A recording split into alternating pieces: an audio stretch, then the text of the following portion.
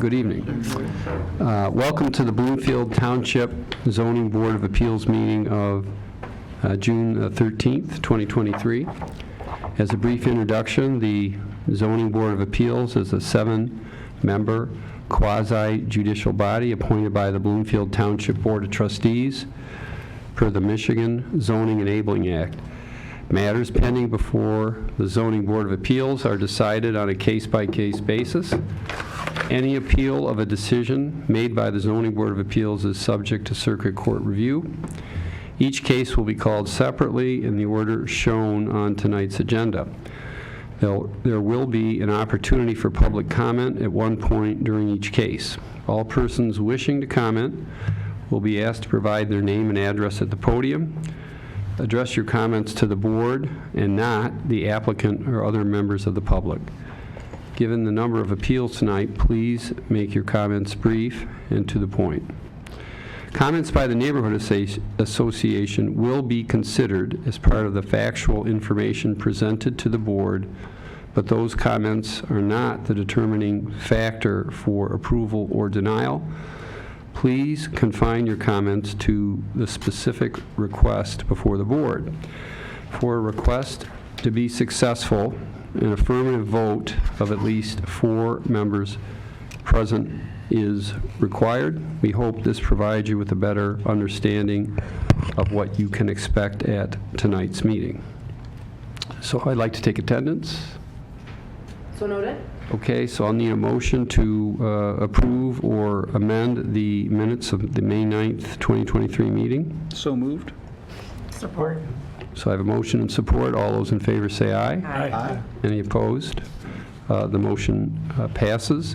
I'd like to tell everyone that item 11-2701 Turtle Ridge is postponed.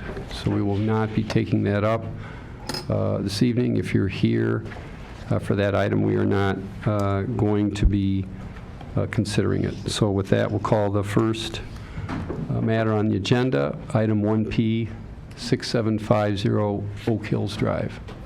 Is the applicant here? Good evening. Good evening.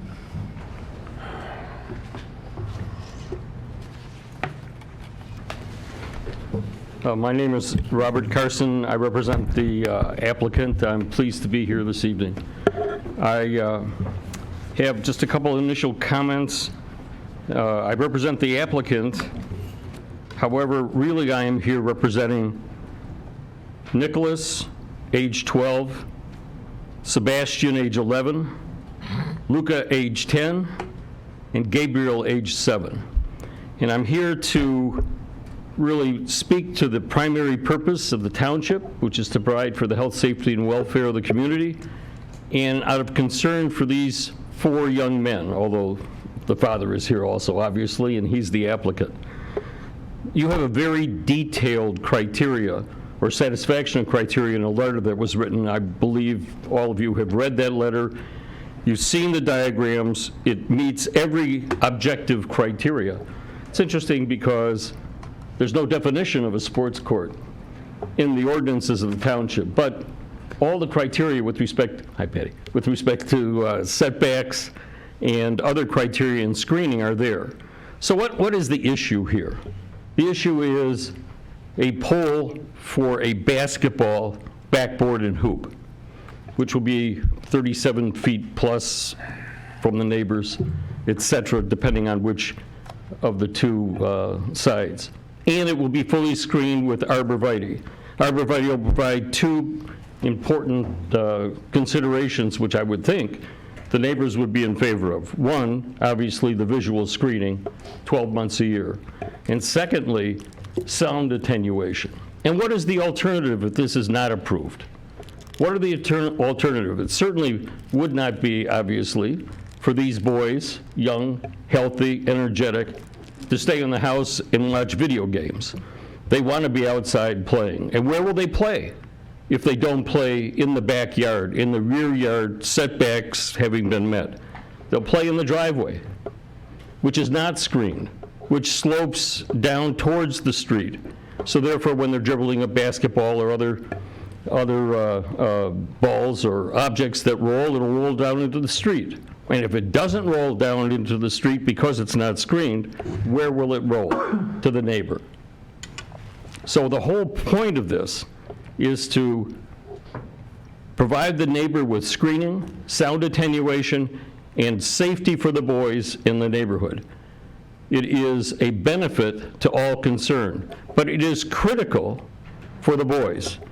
Now, if you wish me to go through each of the criteria, which is addressed in Mr. Howe's letter, I'm happy to do that. And if you wish to ask me any questions, I'm happy to do that. But as you can see from the diagrams that have been given to you, and from the information that's been provided, it is fully screened, it meets all of the criteria and setbacks. Objectively, all of the objective standards of the township are met. I'm happy to answer any questions. I would not like to go back and tell these boys to go play in the street or play in the driveway, which also creates the exact same noise with no attenuation.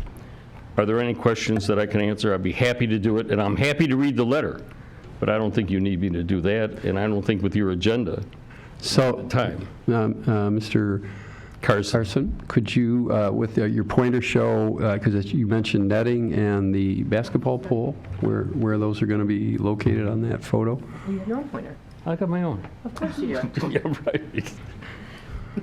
Well, the pole will go here, which is set back further from into the setbacks, and would not be on the court. It's right up to the hard surface.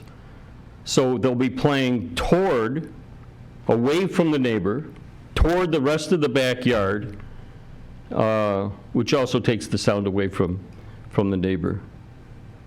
If that helps you, does that help you? Does that answer your And the question? netting, you mentioned netting? No, the basketball, the net on the okay. on the hoop. Okay, and then what is that material there that we see in the picture? That's demonstrating where the furniture goes when the weather is not inclement. No, I'm talking about the green materials. Is that sort of a permeable, sometimes there's interlocking Yeah, tile? Is that what that is? Yes. So can that be removed or picked up?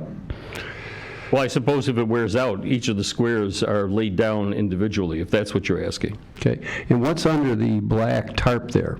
Hard surface. Okay.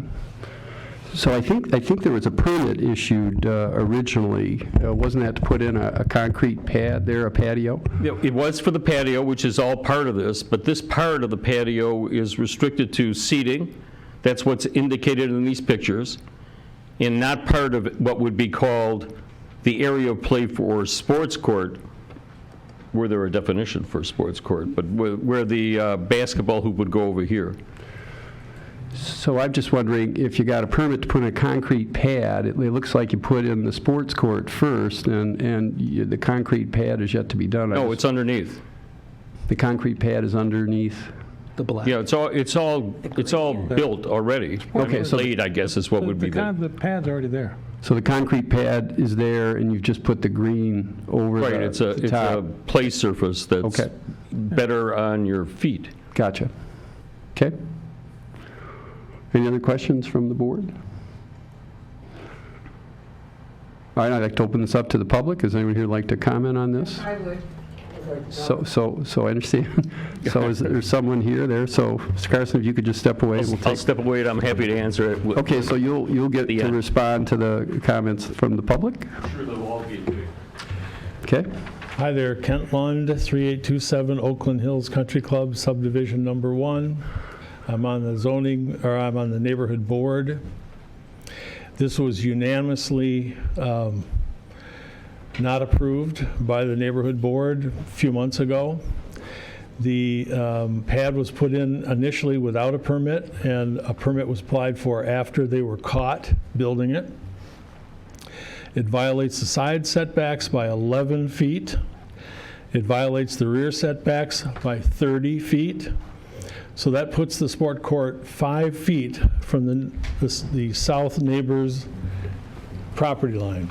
It has nothing to do with the basketball net. The rubber mat on the floor there is lined off for several athletic activities. If you're aware of the original proposal, it was approved as a patio with no athletic activities.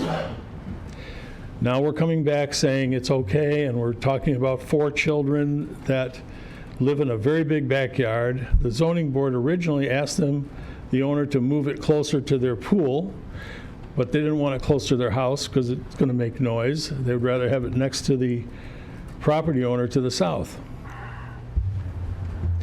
We don't approve this. We don't think it's right. It's a violation to the neighbor to the south. I'm in a 100-year-old subdivision. We don't have a patio like this in our 100-year-old subdivision, and we don't want one. By a show of hands of the zoning board there, who of you live in our township? We ask questions of the applicant, it's not the reverse, so. Any other comments? I'd like to know, because you're making a decision on Bloomfield Township So residents. that, you're out of order for that? So is there anything else that you'd like to That's say? fair, guys? I'm out of order. I just We're wanna all know residents. if these guys live in the township. All of us are residents of the Do township. your That's all you had to homework. say. If you do your homework, you'd know that. Well, I can't look it all up. It's hard to find. So that's my statement about it, and that's our neighborhood statement So about let it. me ask a question Sure. of Patty, if I can, not of you, sir. I'm reading this, and while several months ago, there was a request for a sports court that was encroaching into the rear yard setback, and a sports court that was also going to encroach into the side yard setback, I'm noting that the current request encroaches into neither. Is that accurate? That's correct. So there are no encroachments. Based There are on, no Okay, encroachments. I disagree. I'm just The making. lines on this patio, Okay. The request before us, I'm not done yet, okay. Mr. Chair, who has the floor? The actual construction violates the rear and side setbacks. To say that the striping on it doesn't, and what are we going to do? Put chairs around for observers around the outside edge so it's not you're going to be allowed to used? pave your entire backyard. So hold All the way to the on here, property so line. hold on here, Bob. Let's just please finish your comments, and then because there's a couple more people on to I speak. understand. So those are my comments. Thanks very much. So can we have the next person to speak?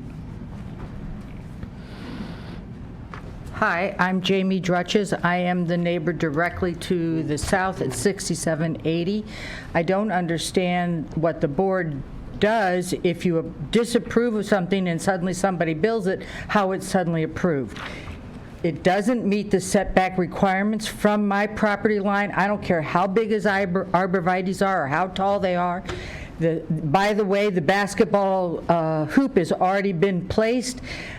When he got approval to put in the patio, he went ahead and put in the full-on sports court, although he was not approved to do so. So what does it mean when you disapprove and he does it anyways? So I can go and put a swimming pool right by the line if that's what I feel like, or my choice is a pickleball court, and I might put 4 of them back there. I have the space. But when he brought his diagrams with his attorney, and you questioned him, you said, look, you've got a lot of yard to use. Why not move it? He chose, because he said it wasn't convenient for how his house is, not to do it. So I'm saying, why am I being the one impacted because he chose not to do it? The patio was put up immediately. I understood that he can cement his whole backyard. Go for it. But the next day after the patio was done, the sports court went in, the hockey hoops went in, and the basketball hoop is in, and they've been actively using it. If you would like to know how many times Chris Myers and I have talked about it, it's countless. I mean, there's quite a bit. So yes, happily, I'll tell you what you do, and you did it illegally or without approval. I know you're So you special. can address your comments to us, not the public. Thank you very much. Like to make comments? Thank you guys for listening to this. Sorry you have to endure this kind of inconvenient time frame that we're wasting.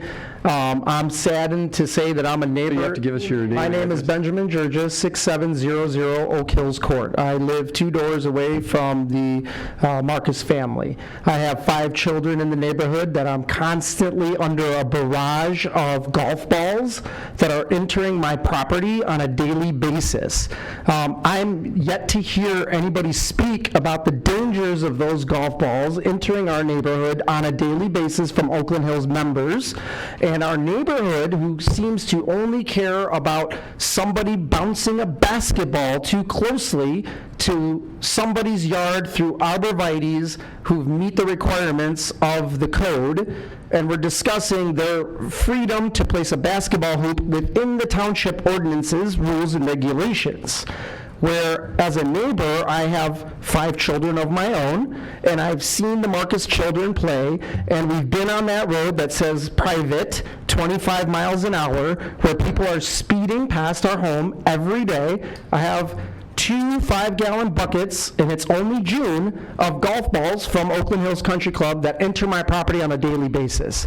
The same neighbor complaining of the Marcuses laughing and playing is the same lady who yells at my children when they go on the lawn when a car is coming too closely to them and going to hit them.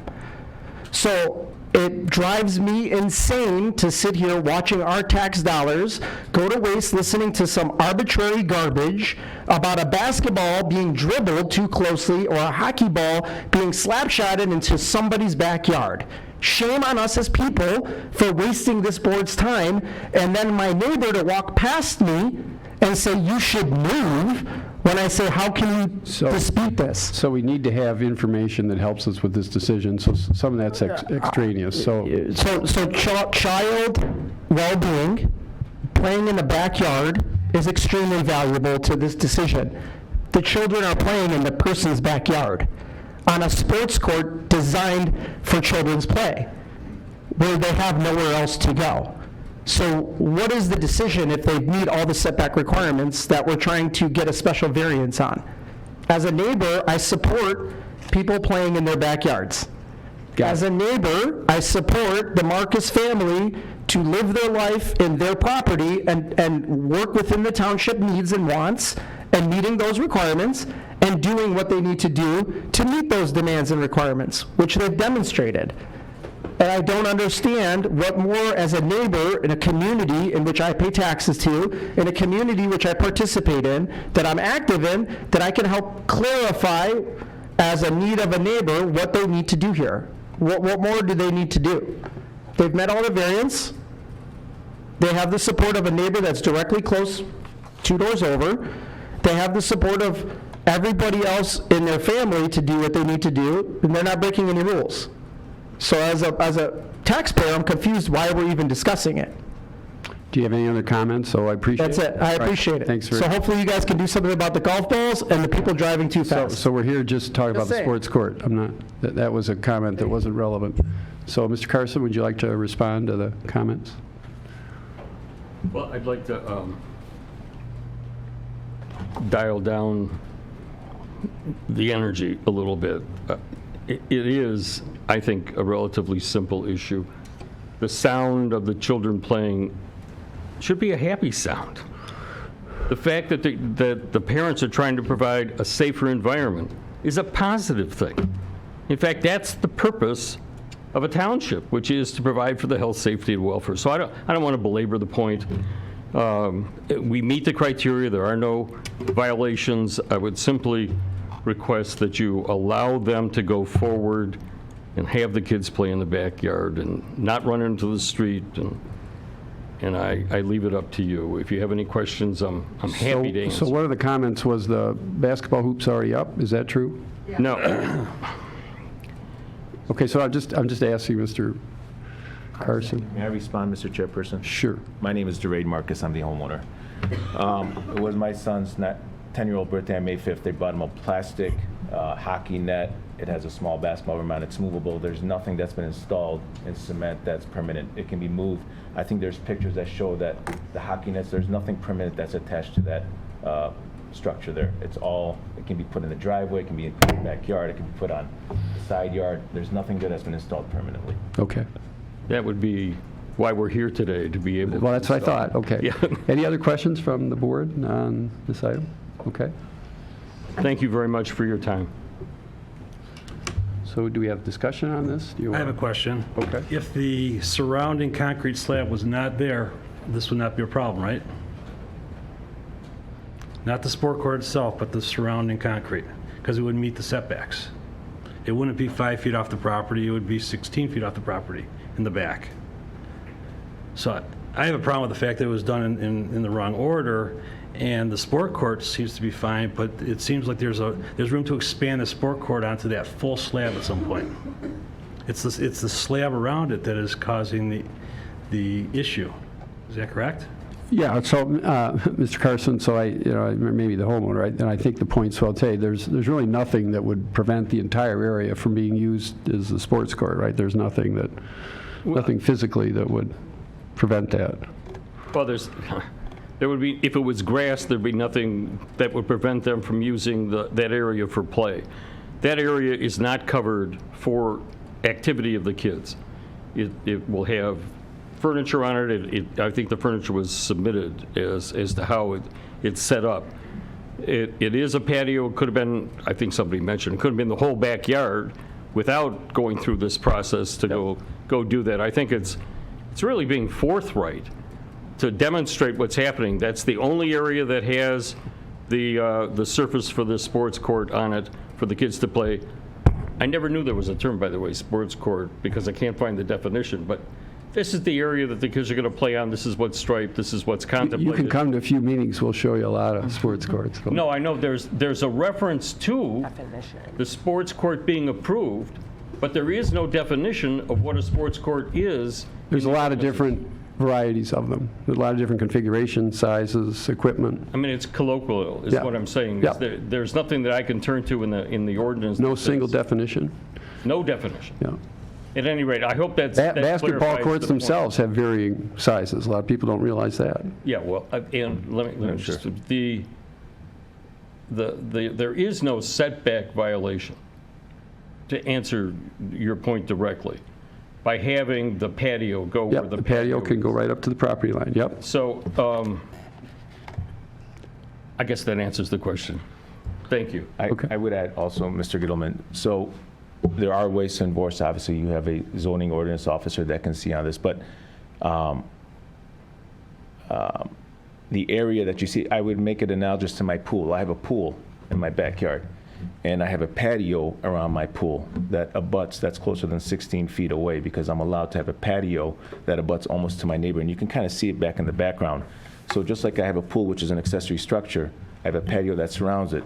Similar to here, I have an area, I have a structure that's 37 feet away, and really that's the analysis when you look at your zoning ordinance.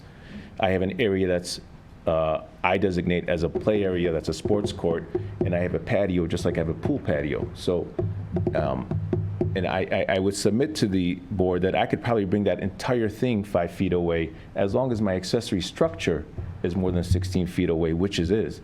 But I'm trying to be as cognizant of my neighbors, peace and quiet, and I've done it on both sides, and I've labeled it as a patio area. We'll sit there, my wife, my kids, my family, will sit there and watch them play, and that's what we want to do. So you draw a lot of attention to this by, laying down the green tile. Right. So what's the benefit of the tile? Are you talking about that green tile right there? Yeah, so I mean, you could have, maybe, to Mr. Carson's point, you could have played on the patio, Foursquare or Well, whatever. and So what's the benefit of the tile? Sure, when I first built this, I pre-ordered everything. I pre-ordered patio. I mean, I wasn't going to throw $12,000 of patio away, so I said I'll use it, and that's what I have there. I never imagined that I would be in a situation where I would have people objecting to having my kids play in my backyard. So you have to imagine, I ordered this, I set all this in motion, thinking that this is not going to be an issue. And I think he's asking why the surface. Yeah. Get the green surface, which is better to play on than yeah, the hard absolutely. surface of the concrete. That's really what it is. the right answer to I your don't want to just look at cement. I wanted to dress this up and kind of blend this with my backyard. It's all green back there, and Okay. So I want to ask the question, because I think someone probably would like to have the question asked. So you have no plans of expanding beyond what we see here underneath the tarp in terms of the sports court? No. Okay. The variance is limited to that Right. area. Right, so just the green space. So then when I look at, and that's the fence netting that we see on the perimeter, correct? So, okay. So I see this fence goes to the perimeter of where the black tarp is as well. So it looks like you have I'm just speaking, but it looks like you have a portion of the sport court just covered underneath the black tarp because of the netting goes all the way around that full perimeter. So I just want to make clear. That full perimeter has a 3-foot drop on the sides, so, I need to put something there so people don't fall off. And I don't think aesthetically, they would have it around just the sports court and then have this small patio behind the fence. So, that wouldn't make sense to me. I would have to have 2 sets of fences, and that doesn't Yeah, make sense. I just wanted to make sure that there was no plans to expand it, and that was why the fence was, What's the height of the current fence that we're not even supposed to be talking about? I believe your ordinance says 4 feet, and we've met that, the fence. I just have a question for the staff. If we approve the sports court as it is with these setbacks, and down the line, they add more green tiles, now they're not within the setback, that's a violation of the ordinance. That is correct. All right. And the action by the board. Yeah, I have really basically the same question, and it's like yours. It looks like the black tarp is covering the green. Is there green underneath there right now? Because the striping of the court, I recognize. Yeah, that was my this question when I court. first looked at it, the The striping is going striping. partway Yeah, under. That's what I was so- trying to reference. We first bought all this to make this all a sports court, but when I realized that I need to be certain feet away, I said, okay, this area will designate as a patio. And, there is no criteria of what you can have tile. I can have green tile, I can have cement, brick pavers, I can have anything. There really is nothing in the code that dictates what my tile that covers my cement should be. So whether it's green, whether it's tile, whether it's bluestone, whether it's granite, it's my subjective, I guess, choice of what I want to use. There really is no criteria of what you dictate to that needs to be. Client is willing to accept the limitations as represented here and if you pass. Right, because the variance doesn't include an encroachment into the setbacks right now. Correct. Yep. And he's willing to live by that Yep. and be cited if the police violation doesn't intend to violate. So we're well aware of the limitations, should we. Okay. So, if we were doing this in another order, that fencing probably would be on the edge of the accessory structure, and then the screening would be on the outside of it. correct. Yes. So right now he's saying, well, my fence is out there because I'm allowed to have a patio out there and I'm saving it from grade. But if we were talking to you, if you came here with this initially, we would have been looking at a sport court.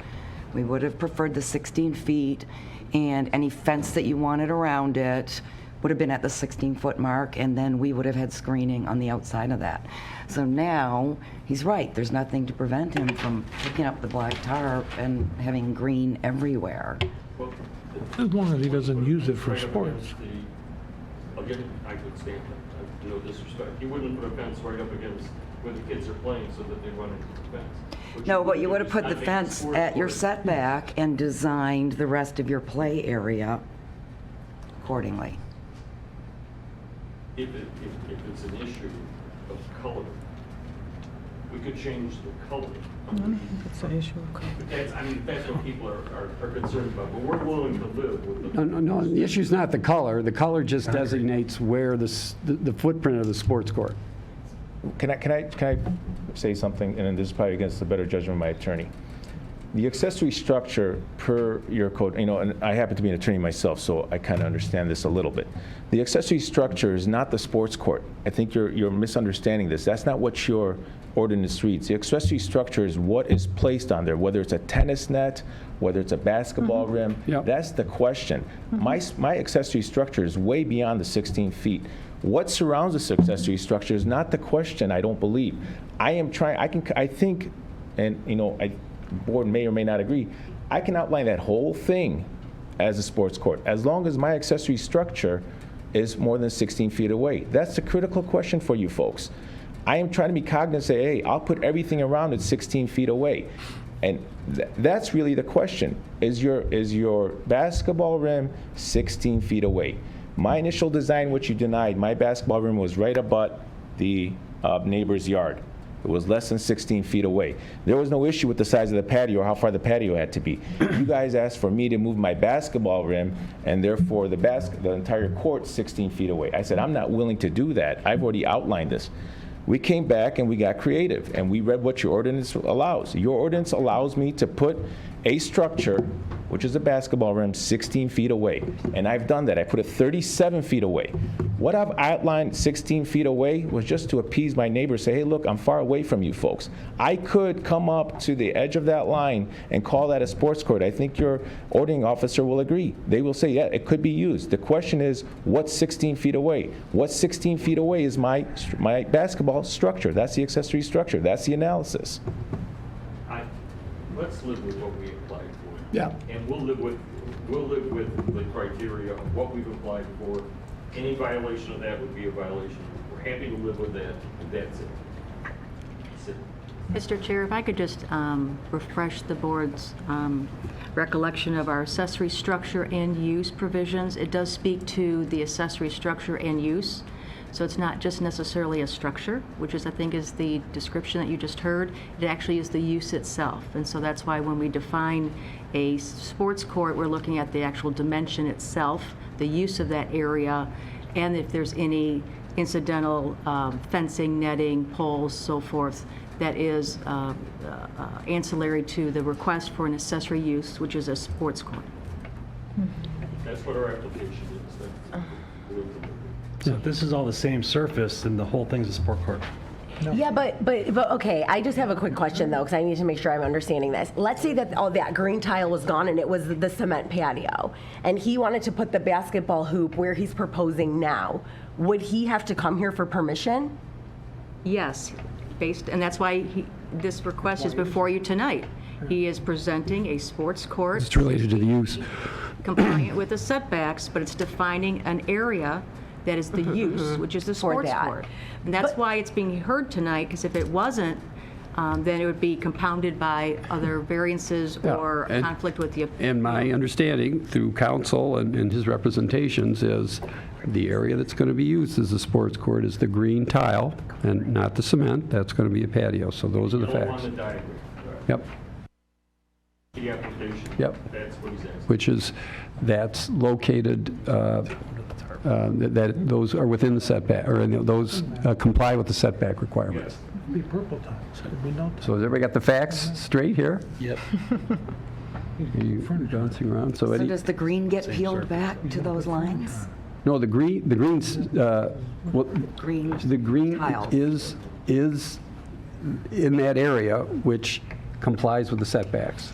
So those, I'm somewhat familiar with those tiles. Those are interlocking tiles that you can put down on a surface and they cushion the blow and the noise and. The green occupies the yellow area? Yes, the green occupies the yellow. Okay. So the tarp was a little confusing, because I had a question about it, because I thought you were covering the whole thing up. But you've represented, there's no more green under the tarp, and that's going to be the patio. That's the patio. Will be a follow-up inspection. And any follow-up expansion. So, I mean, again, he's drawn a lot of attention to it, so there's a lot of people that will speak up if what's represented here tonight isn't what, in fact, is the current state of affairs. So I think we got the facts. Is anybody ready for a motion? I can't believe how simple this is and how long it's taken. With that in mind, Mr. Chairman. Thank you, Bob. With regard to the request for a permission request at 6750 Oak Hills Drive, I move the request be approved as submitted. Based on the information presented, the applicant has demonstrated compliance with Section 42-7.6 standards. The size of the accessory structure is compatible with adjoining properties based on how it's been configured. They are taking a large area of prepared surface using a portion of it for furniture, using other portions of it for whatever use they may want, and an interior piece, rectangular in size as we're seeing here on the diagram, is going to be used to play basketball or perhaps hockey. With that having been said, application for all ordinances must, application for a permit must be made within 5 business days, and all permits must be obtained prior to construction. The use of the sports court is limited to daytime hours, which in June is long and in December is short. With that having been said, there also can be no illumination of the sports court. Support. So I have a motion and support. Any discussion? All those in favor say aye. Aye. Aye. Any opposed? Congratulations, Mr. Marcus and Mr. Carson. Your request is granted. Thank you for your time. Calling the next item. Item 2P, 340 North Berkshire Road. Hi. Good evening. Good evening, everyone. Thank you. I'm Kashyap Shah. I'm the homeowner and requesting for a pillar, 2 pillar with the lamp and the gate. So I am, the current situation, it's been like this, but it's the change, the demographic is changing. I'm on like a cul-de-sac at the end, and exactly. So as you see that the cars being driven, actually almost every week somebody makes a mistake, they go on, come into the drive, and then they drive around and then take take off. So the situation is changing. So I'm requesting basically what my neighbor have requested, and I say, oh, that's a good idea to lead the driveway, so at least it's visible for exactly where, right there where the can is. It's going to be about 20 feet inboard and next to the driveway. So the driveway will be lit, it will be visible. As we see right now, it's pretty much dark at the night. So I have a photo of that. Basically, you see it's pretty much dark. So this would really help. Put on the dock, you can. Can you move that over? Sorry about that. Thank you. I would have emailed it to Wayne.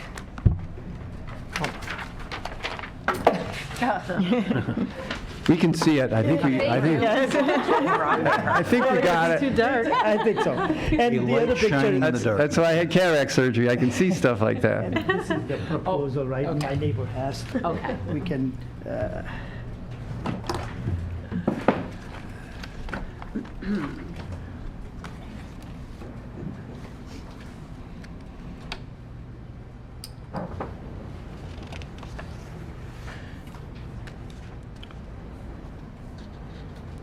So basically, maybe if I can. Here, no, I got it. Oh, perfect. Thank you.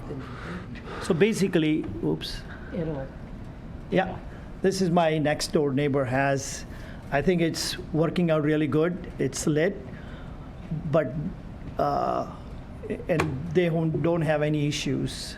So I'm asking for that permission for me to go ahead and lit the driveway, so it's safe for for us as well, and also those who are driving around, they can see clearly where the driveway is. Yeah, this is basically what the situation is at the moment. So the pillar's 4 feet and the light's 2 feet? Yeah. So any chance you could reduce the size of the light?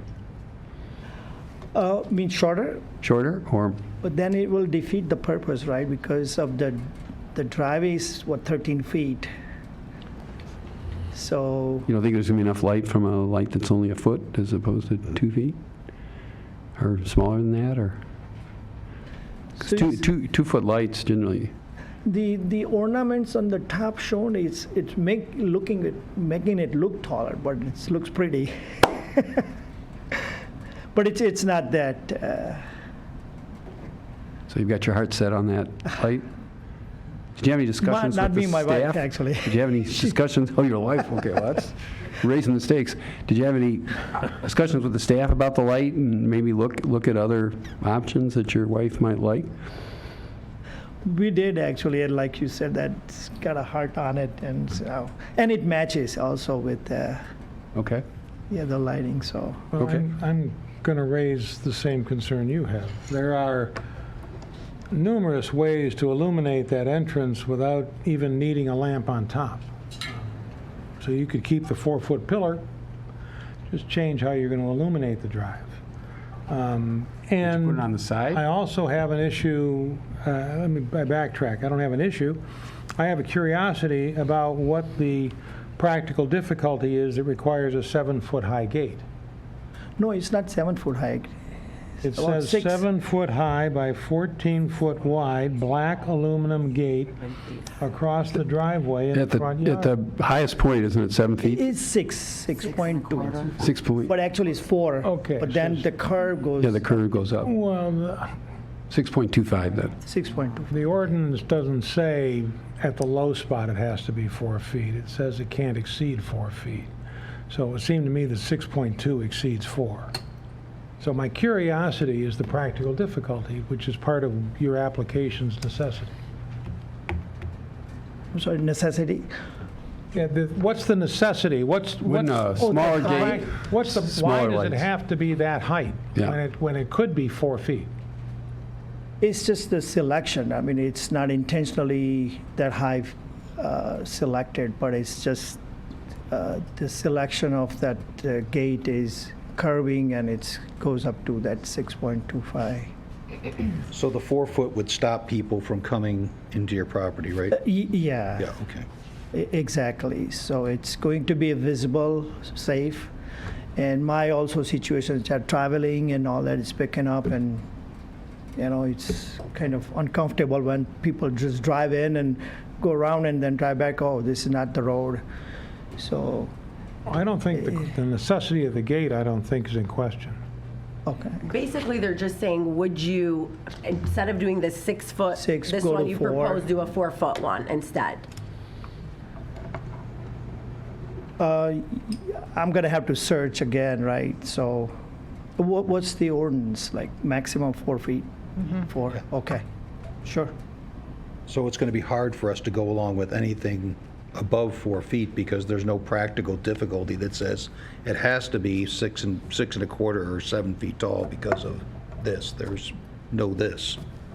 If you're just trying to stop the vehicles from going in there, the 4 foot should be sufficient. And also add aesthetic, right? So while I'm not just simple gate, so it's a little bit, So would you like time to go back, Yeah. talk with your wife, Sure. take the feedback? So yeah, absolutely. we've had other instances where the scale is sometimes because of the house and everything, so I don't want to, But I think what he's saying now is that the scale of his house, Yeah. 4 feet wouldn't look, yeah, and we've had other people say that. yeah, But- so. But the Well, closer to house- 4, the house better. Set back far enough, you're Yeah. not going to even Yeah. notice the comparison between Yeah. the two, would be my observation. I would like to see something that. We do have an architect here that would have an opinion on it.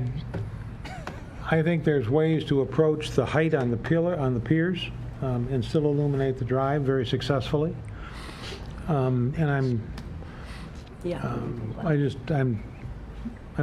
was questioning. I'm done, and you can go to public. it's a long comment if you driveway, want. so 4 feet, it's from the driving situation too. Yeah. I'm not sure how it's gonna.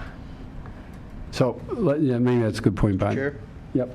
Yeah, I do. I was going to say, I actually think because the house is so far back that 4 feet is sufficient. I think being the house that far back and a 7 foot in the front, without there being a connection. I mean, I think the overwhelming thing you see will be a 7 foot gate.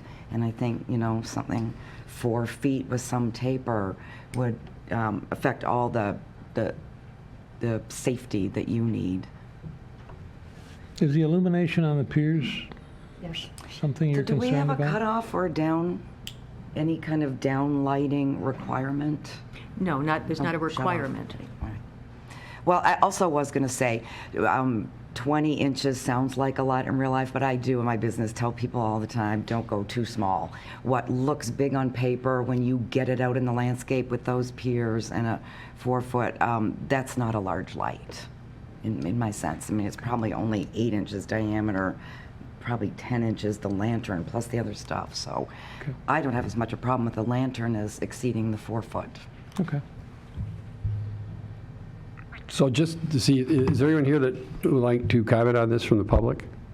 Open the public hearing?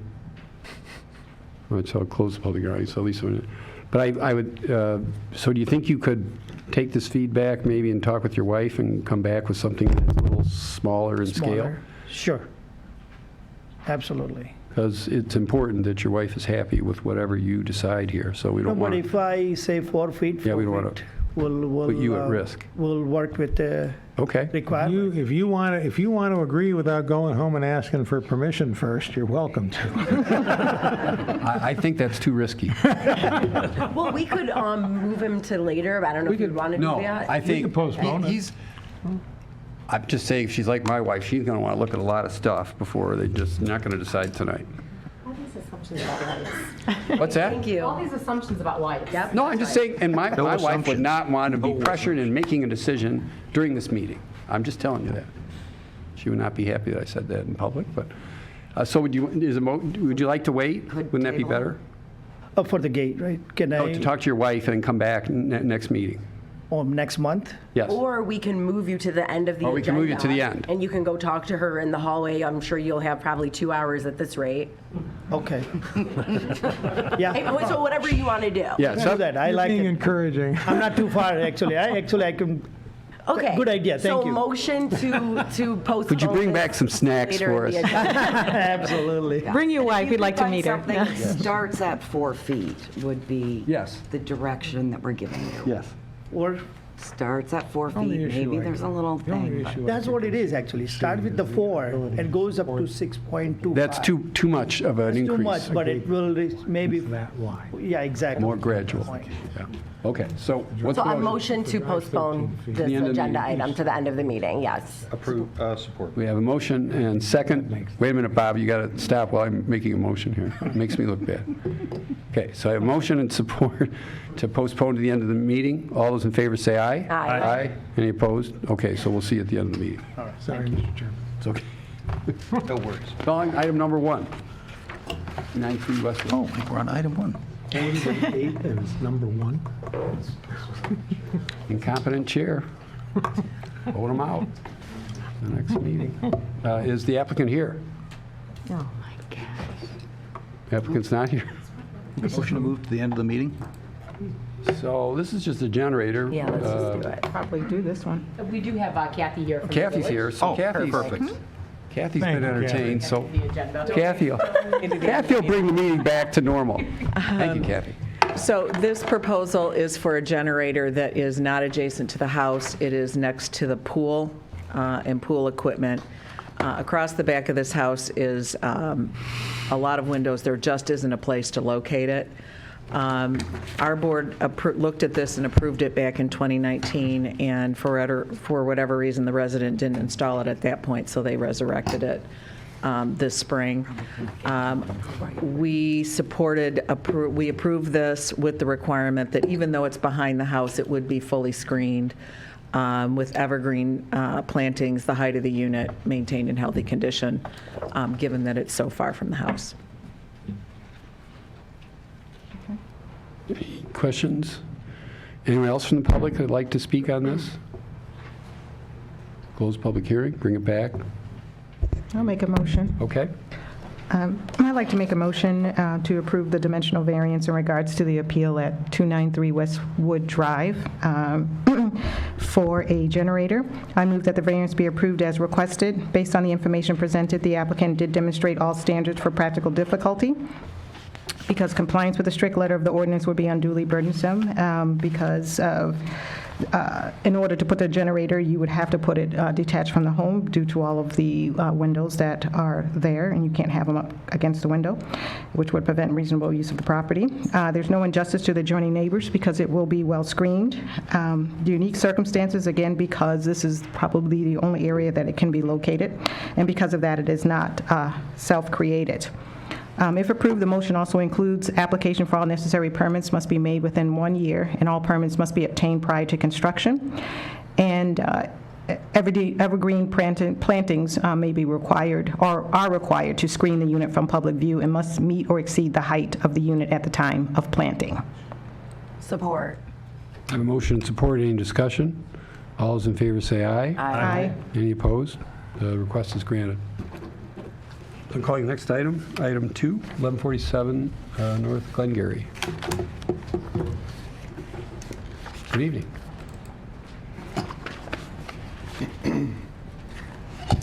Good evening. My name is Drew Kissabeth, and I am requesting a 4-foot aluminum fence to surround my pool. On that diagram right there, it's tough to tell with the, So the new fence is red, and then the old fence is kind of the pink. Yeah, it got destroyed with the tree falling on it. It had like 6 openings. It's all bluestone here. It really wasn't an operable fence when we bought the house. So basically, we're in violation of the 40-foot setback on the secondary frontage here. We're on a corner. I think this is like 25 feet here.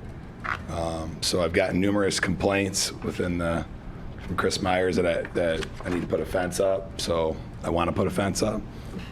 If you approve the distance here being less than 40 feet. I think we got the picture. Any questions? Open it up to the public. I'm sure Kathy's got a comment. Our board did review this one as well. There's no way to get a fence around that pool without, in making the pool deck usable space on that kind of northerly side without extending it into the secondary front setback. This is a well-screened lot already. The applicant has agreed to ensure that the fence is screened 12 months a year. So our board did approve this and recommended that you approve the variance. Our approval was contingent upon screening of the fence and a related barbecue and fireplace from street and neighbor view. Thank you, Kathy. Anyone else would like to speak on this? I just randomly happened to be here. I live 2 doors down, and I walked by this 1056 West Glengarry.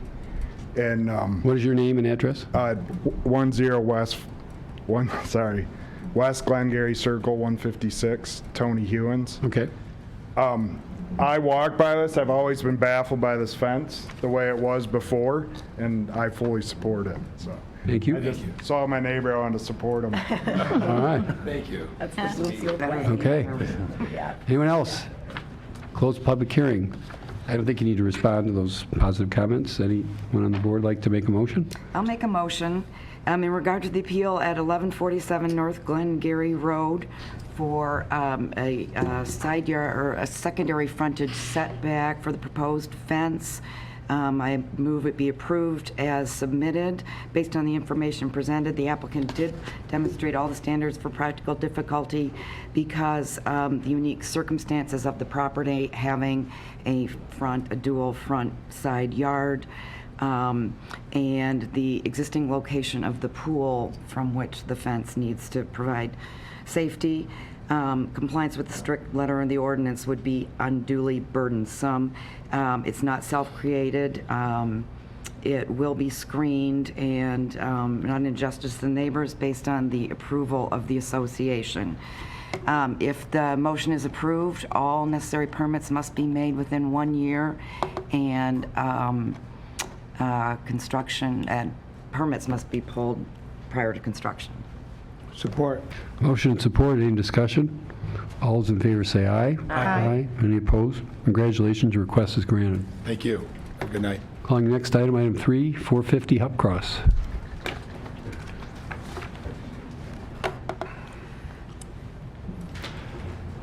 Good evening. My name is Dave Garcia. My wife and I are applying for a variance to install a generator at our home. You heard something very similar just about 5 minutes ago.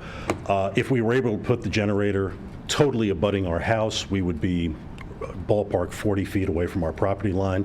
Because of the safety issues, a generator emitting gas, you have to be 5 feet away from a window.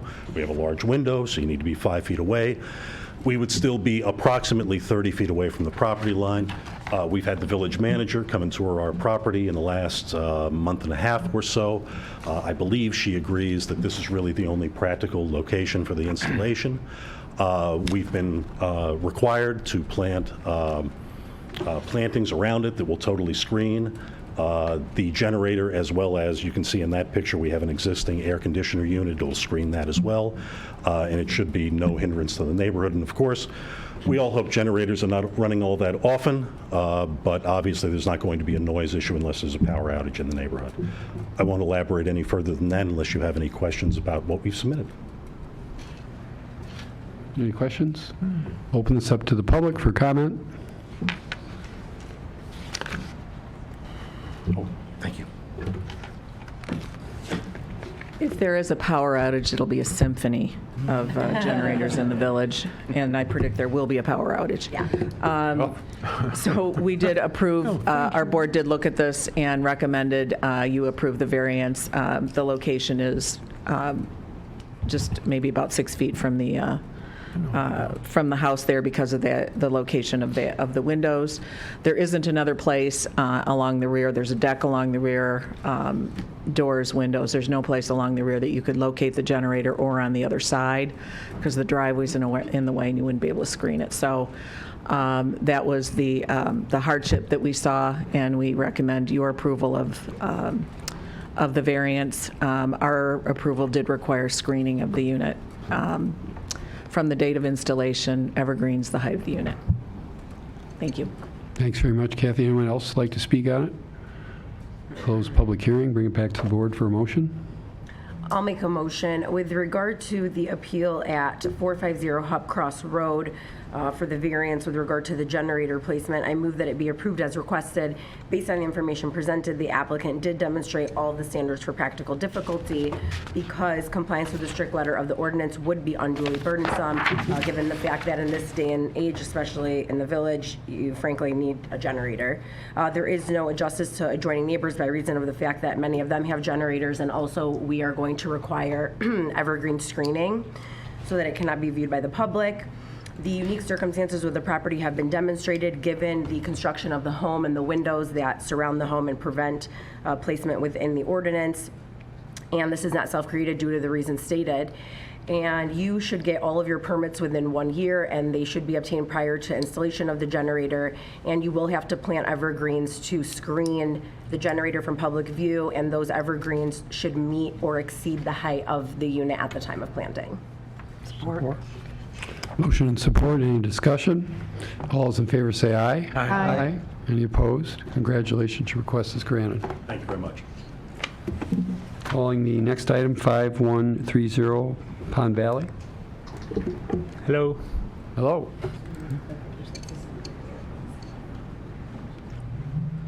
I just wanted to clarify that this is a rear yard, not a side yard, as noted. So it's just a permission request.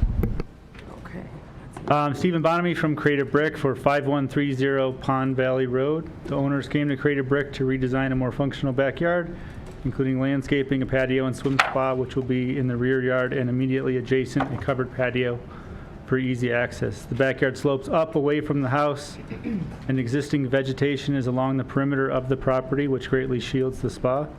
In addition to the existing screening, new evergreen planting will surround the spa and will fully shield the view. We feel there's no objection based on the standard conditions of the ordinance, and we are simply asking for permission for the use of the accessory item. The HOA also reviewed and approved the swim spa. Can answer any questions.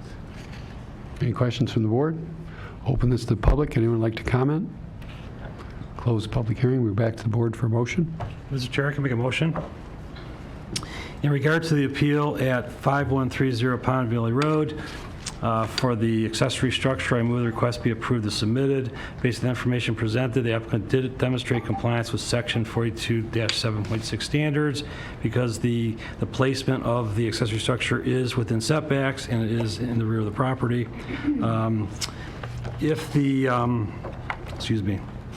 If approved, the motion must include application for all necessary permits, must be made within 1 year, and all permits must be obtained prior to installation.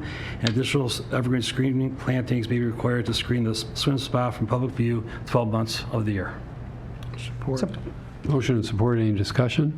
All those in favor say aye. Aye. Any opposed? Congratulations. Your request is granted. Thank you. Item 5, 3732 Brookside. Hi, Board. Anthony Sheena, representing Sapphire Luxury Homes. Okay. Thank you. So we're proposing this. The other one. Proposing this hardscape landscape build out in their backyard. Obviously, we have to apply for some variances regarding the structures, the pergola in specific, and the items listed here. So if you go to the grade of this backyard, is a significant slope. So the highest point is going to be right at the start of the second story of the house, and there's some pictures depicting that. That's the front of the house. That's the back of the house. So I'd keep going. I don't have every picture. I think that was, No? is there a certain picture you like? Yeah, it was all submitted. Okay, we don't put every photograph in, so we can pull it out of a file if you Yeah. have a certain picture.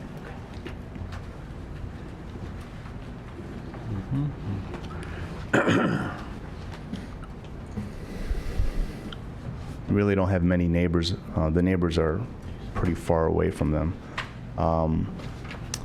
And we've done many properties in Bloomfield Township, and I'm sure you guys seen our work before.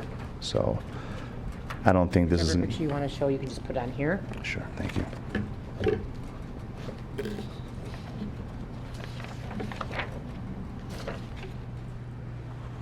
Let's start with that.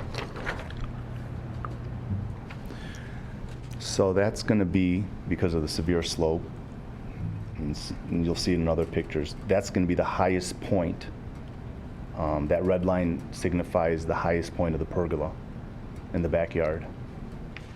So even though the pergola is 12 feet high, because of the grading in the backyard, that's the highest point. And the neighbors, I don't even think the neighbors could even see this property from the backyard. And here's another picture. You can see that picnic table sitting there. That's that little flat area. That's the low point of their elevation. So that pergola's being built 20 inches taller than that point. But as you see in the other previous picture, here's another picture. Sorry, that's the landscape designer in the picture. I'm sure he's not happy about that. That's where the fire pit's going to be. But even at 2 feet high, it's still significantly lower than that deck. Let's see, here's another good picture.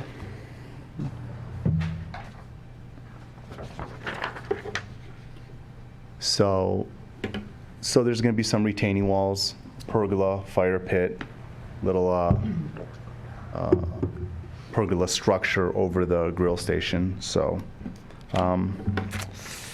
really just a basic landscape design. You can see it in the prints. Are there illuminated driveway piers, I see? Yes, sorry, yes. There's also illuminated driveway piers in the front. Yep, oh, back one. Yeah, see the two red squares up top? Those are where the piers are going to be.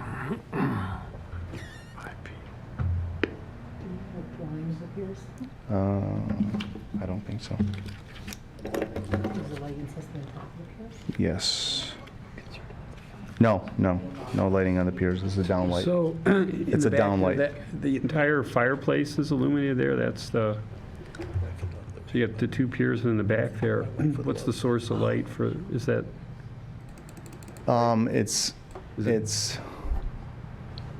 It'll be low voltage. It won't be, it's not going to be floodlights or anything like that. That's just strictly for rendering and demonstration purposes.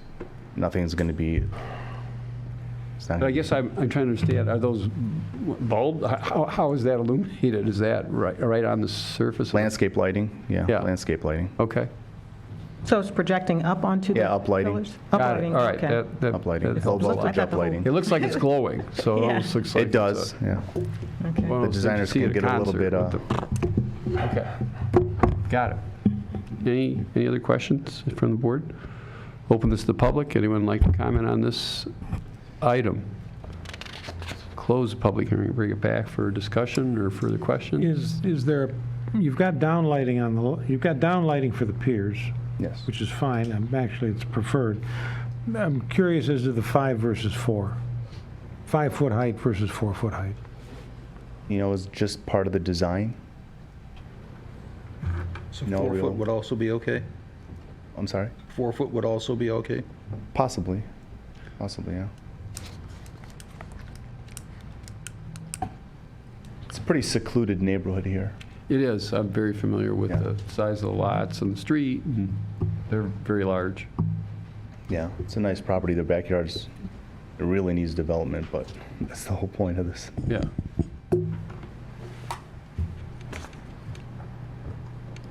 And I would imagine you putting the illuminated driveway piers for safety, visibility, what's Yeah, your... it's really for the dark. front? Super dark in that subdivision. It's dark. There's no Yeah. question it's dark in there. Super dark. Yeah. Oh, I'm sure. I just wanted to I- have him state it.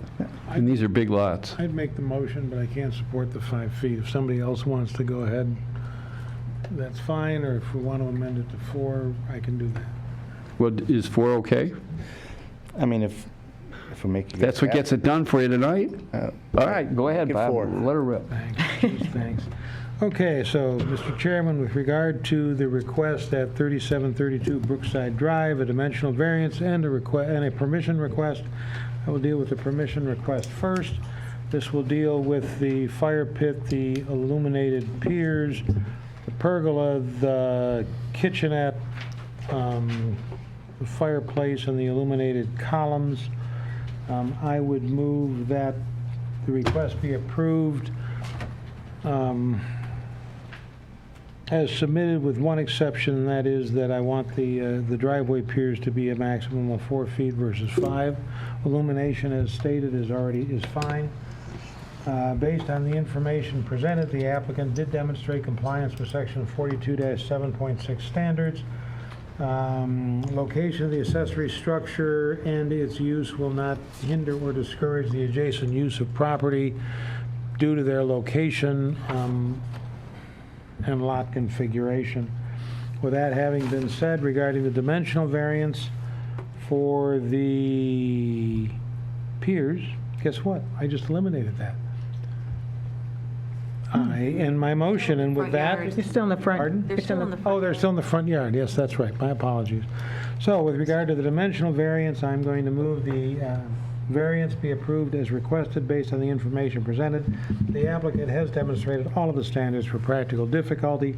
Compliance with the strict letter of the ordinance would be unduly burdensome because it leaves the entrance to the property in a very dark and secluded area, difficult to detect. There is no injustice to the adjoining neighbors. In fact, it'll probably keep people off of somebody else's yard. Unique circumstances with the property have been demonstrated. This is, again, one of the more unique areas of Bloomfield Township that does not have a lot of lighting illuminating the road, and certainly that is not self-created. With that having been said, application for all necessary permits must be made within 1 year, and I do not require evergreen screening for anything that's been presented. Support. Motion and support. Any discussion?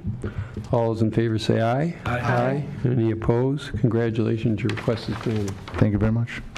Calling item 6, 3637 Walbury.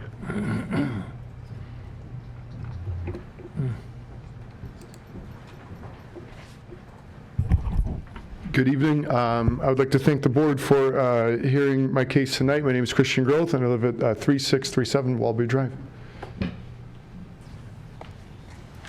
And so could you absolutely give us a summary of what it is that you... Yes, so I am looking to erect a detached garage at the end of my driveway. As you can see there, there was not another location where this garage could fit.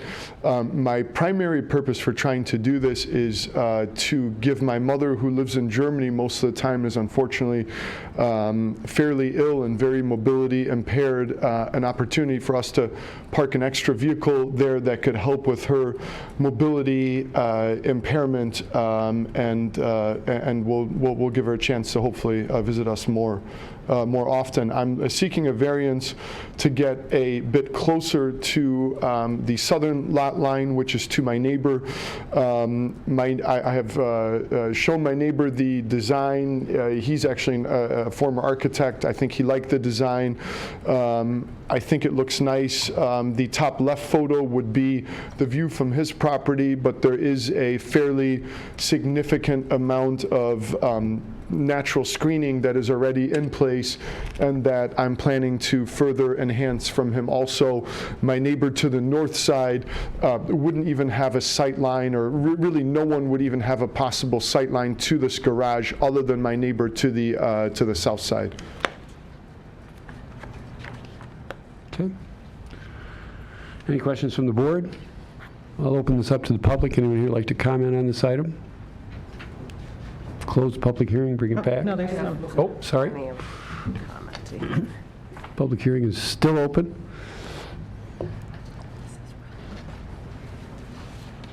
My name is Gino Salsiccioli. I live in 3592 Walbury Drive. I haven't seen the exact drawings of this thing except the pictures that the person has shown. But our deed restrictions state that there shouldn't be any outbuildings in the whole subdivision, and all structures must be approved by the homeowners association, which is stated in the deed restrictions that the homeowners association must approve these. This has not come to the homeowners association at all, and I would like to have this postponed until we see this. One of the other things is that the elevation of the building is much higher than the house is to the top of the roof. And a neighbor directly across the street from this home has added a two-car garage a few years ago to his home. And I personally, about 20 years ago or 25 years ago, added a two-car garage to my home, and I don't see why they can't go with the structure of the home and put it just behind their garage right now. So I would like to have this either denied or postponed until these plans come before the association, homeowners association. Any questions? Thank you very much. Anyone else that'd like to speak on this item?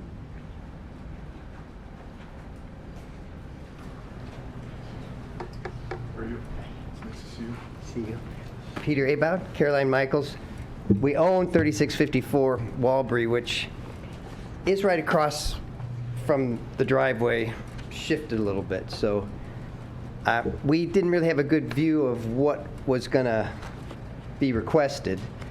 We sent a letter in earlier with just 2 points for consideration. One is we're coming from Birmingham, where everybody built to the extents. We were among those, so I can't be. Well, welcome to Bloomfield Township, an enlightened and wonderful community. That's right, where we moved with the space, And then we're currently renovating within the extent of the footprint of the house that we bought. And so the only thing that kind of struck us, well, the neighborhood's going to turn. 4 have sold in the last 2 years, so it's going to continue to turn. And if I'm not sure, as with Gino, why it couldn't be attached or within the setback. It's going 75% into the setback.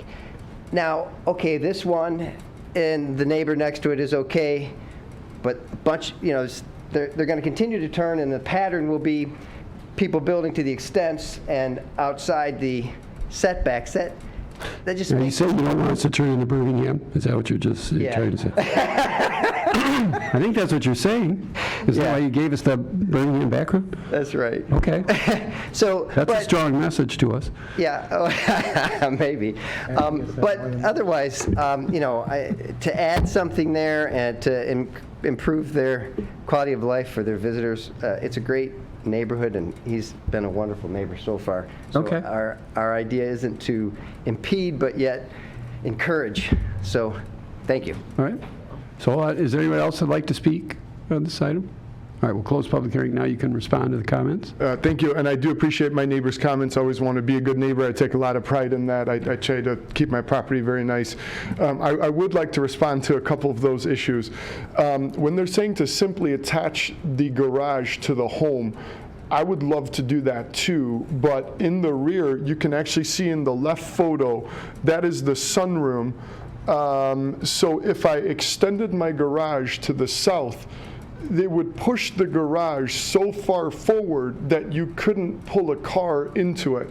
So the depth of the garage that you see to the very far left exceeds the beginning of the sunroom. So I think space-wise, it would be very awkward for the house or for the garage then to come back out, and I think you couldn't quite turn a car into it, so that is something I explored.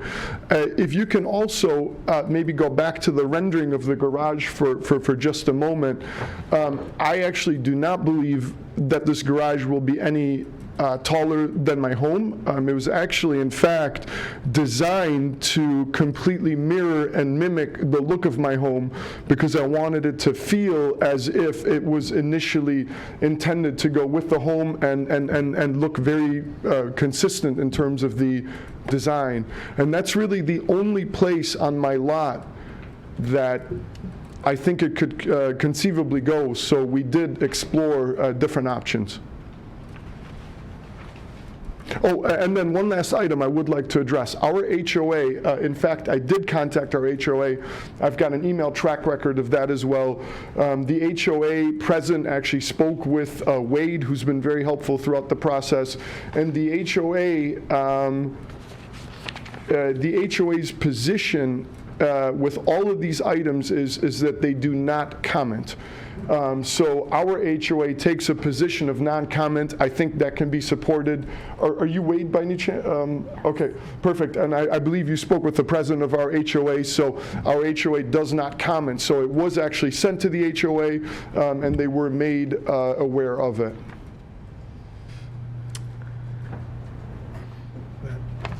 So I appreciate your thoughtfulness, and I completely understand why you want this request. With that said, part of what people love about Bloomfield Township is that there are open spaces that are green and we have our privacy. And I do have concerns about how far into the setback. You know, we see 2, 3, 4 feet, but you're talking really, really close. 12 feet, yeah. Yeah. 12 out of 16, 75%. Yeah, I'm afraid that's the only, it's truly the only place I could put it. And I'll say this also, we just at the end of last year, we had a car stolen right out of our driveway. My cameras have on one other occasion, caught someone walking up to the car. This has all been recorded with the Bloomfield Township Police Department. My hope was to be able to place an extra car from my mom, where it does require some extra, like I would like a one-car garage would be great, but it does require some extra width also, I think, for her to be able to properly use it with any mobility equipment she may need. So I was just stuck with, I'm just not sure how to reduce the size of it while maintaining the functionality of it. I guess I too had a question, because I'm concerned about the amount that you're encroaching into that setback. Again, it just sort of doesn't go with the township when you have that amount of property. And there's no floor plan there. So this is obviously a full two-car doors on the front of it. Yep. Do you need the 2 cars, and are other things going on in that structure? And as you say, if you only need 1 car, can it be slimmed down, slid over?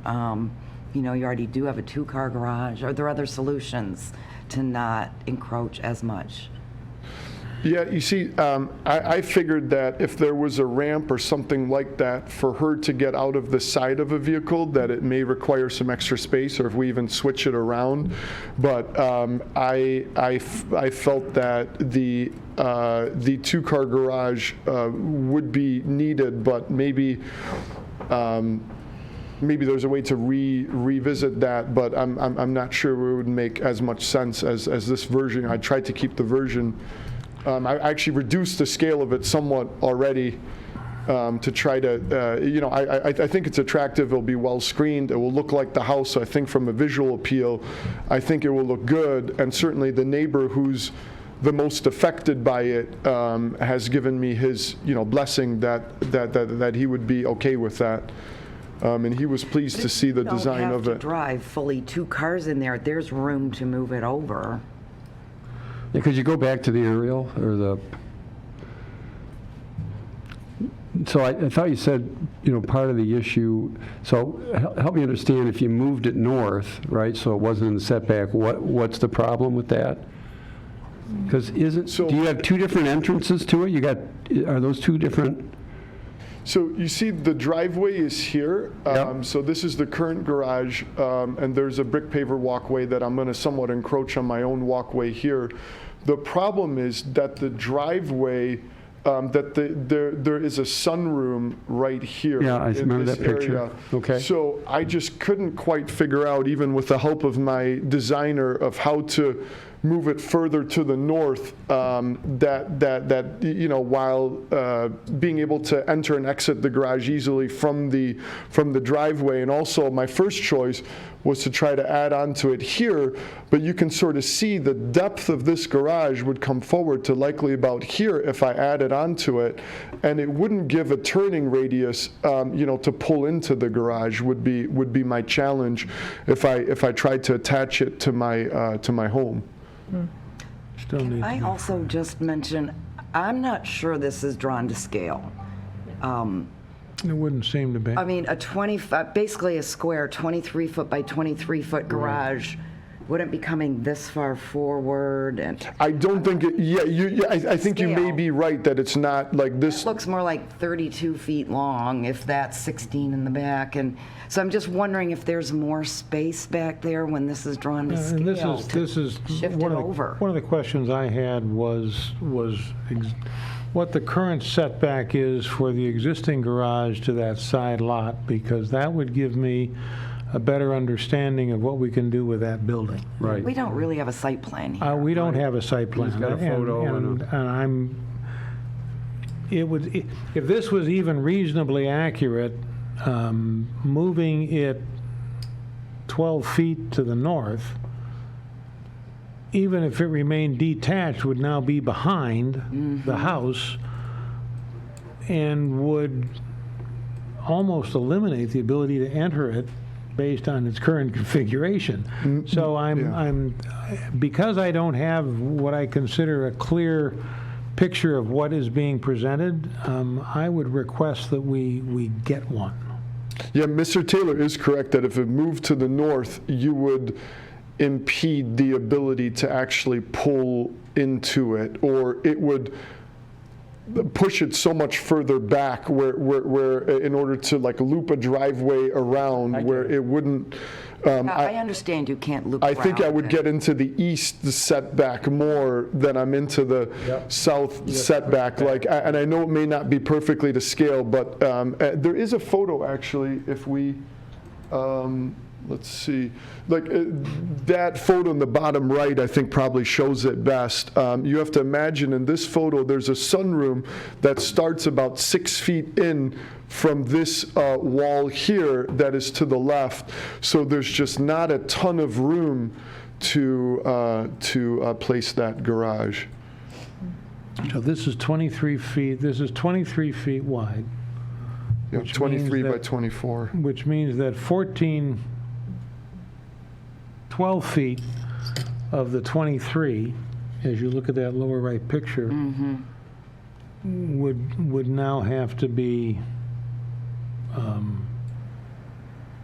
round, and that, but then it would need to be a one-car. It'd have to be one-car garage. I really, Mr. Groth, I know that you probably have a sense of urgency to get this prepared, but I really would like to see something that's a bit more drawn to scale so that I can better understand exactly what you're dealing with. I'm concerned about your need. I'm concerned about the neighbors. I happen to love this street. It's an incredible street. I do too, thank you. You're on the east side. That is correct. I am backing Squirrel on the east Do you side. get to look across the street at the mansion, or is No, not quite. Oh, no. I'm on the other. No, I'm a little bit further south. Okay, Yeah, I that was is a beautiful home. wondering, Yeah. Oh, I love the back of it for Yeah. sure. But anyway, I love the street and would love to see us try and figure out. The other thing is, it sounds to me like some of your neighbors would like to have some conversation, and while your homeowners association may be derelict in its duty, you may want to have that chat. I'm definitely happy to do that. Okay, so I'm going to make a motion that we postpone this until next month. I would support that. Motion and support. Any discussion? All those in favor say aye. Aye. Do you want to clarify to to postpone to a future meeting? I was gonna Because say- we have a limitation of My material apologies. coming back and noticing. Postpone until the next appropriate time slot available. There you go. Thank you. Okay. Okay, thank you. Thank you, Pat. Thank you. Keep me in line. Appreciate that.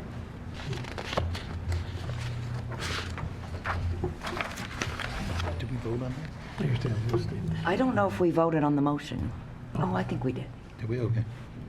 I think we did. I mean, all those Aye. in favor? No. Well, I guess as amended to a future date. Yes. All those in favor say aye. Aye. Any opposed? A motion Thank maker you. has to support the motion. Okay. All right, item 7, 7401 Franklin Court. Hi, I'm Marcy Rosen. I live at 7420 Franklin Court with my husband, and we've lived there for 15 years.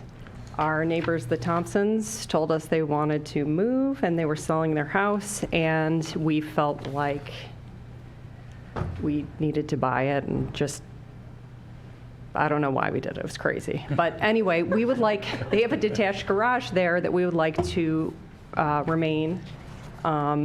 We demoed the house that was there.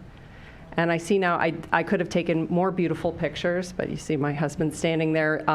There's grass now. We're at the end of a dead-end street. I mean, it's like, if you've been there, it's like the end of the earth. You can't see this garage from anywhere. I spoke with my neighbors. I have included in the packet letters or a text message of support from the Mars. None of them have an issue with it. I did say, if you do have an issue with it, please talk to us. You know, we take great pride in being good neighbors. And we just like to leave it standing. I don't know what we're going to do. My sister has threatened to move back from California. You know, my husband and I talked about it. Her parents wanted to build a house there as they age so that we could be nearby and support them, that we could do that. But if we tear down the garage, I don't believe that it complies with the existing setback requirements. It's pretty close to the Kalia's property line. If we combine the parcels, there's no guarantee that we could separate them in the future, because who knows, this was platted in the 40s, I think. So we want to keep it there. We'll beautify it. paint it, put some new lights on it. But we just want to keep our options open, and if you would allow us to keep it standing there, we would really be very happy. If you have any questions, I'd be happy to answer them. As we look at Franklin Court, your principal dwelling is to the right? Yeah, it's 7420, or to the left, I guess. Thank you. Yeah. Wow, nice piece. It's a really nice property. I mean, it's completely surrounded by trees. No one's... It's so beautiful. That's what I noticed. Come by anytime. That's amazing piece of property. I mean, they're really, we had a landscape architect come and, well, I sent them away because they want to pay a lot of money, but everyone who came said they'd never seen topo, which I guess is an industry term, topo like this in the township. It's unbelievable. Deer. The dirt is special. It is a very special place. yeah. So that was the other reason. I mean, I didn't want to live next to someone building a giant house for the next however many years. My kids are young. They can play in the cul-de-sac. We never had a backyard. My grandmother is always afraid the kids are going to fall off the cliff. We planted grass where the house was, and now the kids are running around, and hopefully with this rain, the sod will live. So it's... We know several people that like to locate sports courts on your... I don't want a sport court. Lots of people want me to put a Any other pickleball questions? court. So bad. Any other questions? So I'll open this to the public. Anyone that like to... I don't see any of my neighbors, and I know all of them. Close public. So it's pretty simple, straightforward, beautiful. I'll No make, screening on this, so. I'll go for it. I'll make a motion. Okay. Mr. Chair, I'd like to make a motion to approve the dimensional variance in regards to the appeal at 7401 Franklin Court for a garage on a lot without a principal use structure. I move that the variance be approved as requested. Based on the information presented, the applicant did demonstrate all standards for practical difficulty because compliance with strict letter of the ordinance would be unduly burdensome. Just basically, I think to have to remove that structure where she's still trying to figure out what she wants to do with that, and it's already an existing structure. It's not a new structure. There's no injustice to the adjoining neighbors. For one, she does have support from adjoining neighbors, but also it is a pretty secluded area. There's unique circumstances with the property. Again, the topography, but also the existing structure that is there. And this is not self-created. So if approved, the motion also includes submittal of a single-family affidavit to the township. And I believe that's all. Support. Motion and support. Any discussion? All those in favor say aye. Aye. Any opposed? Congratulations, your request is granted. Thank you very much. Calling the next item, item 82515 Crofton Court. Yes, good evening, and thank you for taking this up tonight. Larry Gregorica, 2515 Crofton Court, along with my wife, Susan. We are requesting that we would like to build a storage shed in the back corner of our property. The property all around the back and the north side along Square Lake Road, it all has evergreens, beautiful landscape from the previous owner there. And so we don't really want to cut down any trees. We really like what they did. So we nestled it into an area kind of between trees where it is also, hidden from the neighbor across the street at 2510. And also our neighbor to the south at 2525, they will not be able to see it as well. So we really kind of stuck it in. Are you adding any screening? I'm sorry? Are you adding any screening? Yes, we'll be adding screening So to where the are east you going to side be? of it. So I think there was a, could you go back to the picture? Sir, do you want to use a pointer so you can show the board where you're going to add screening? You'll see the screening right there on that drawing right there on the east side of the storage shed, just to protect the neighbor that is to the east of me. And that's And actually, the east of me, the house can't even see this either, because they got a bunch of trees and shrubbery as well. But I think it would be wise Because the requirement's going to be, it's going to have to be screened from public view 12 months out of the year. Correct. So you're aware of that plan on doing requirement? that. You're going to go, okay? Yep. Any other questions from the board? So it opens up to the public. Would you like to comment on this?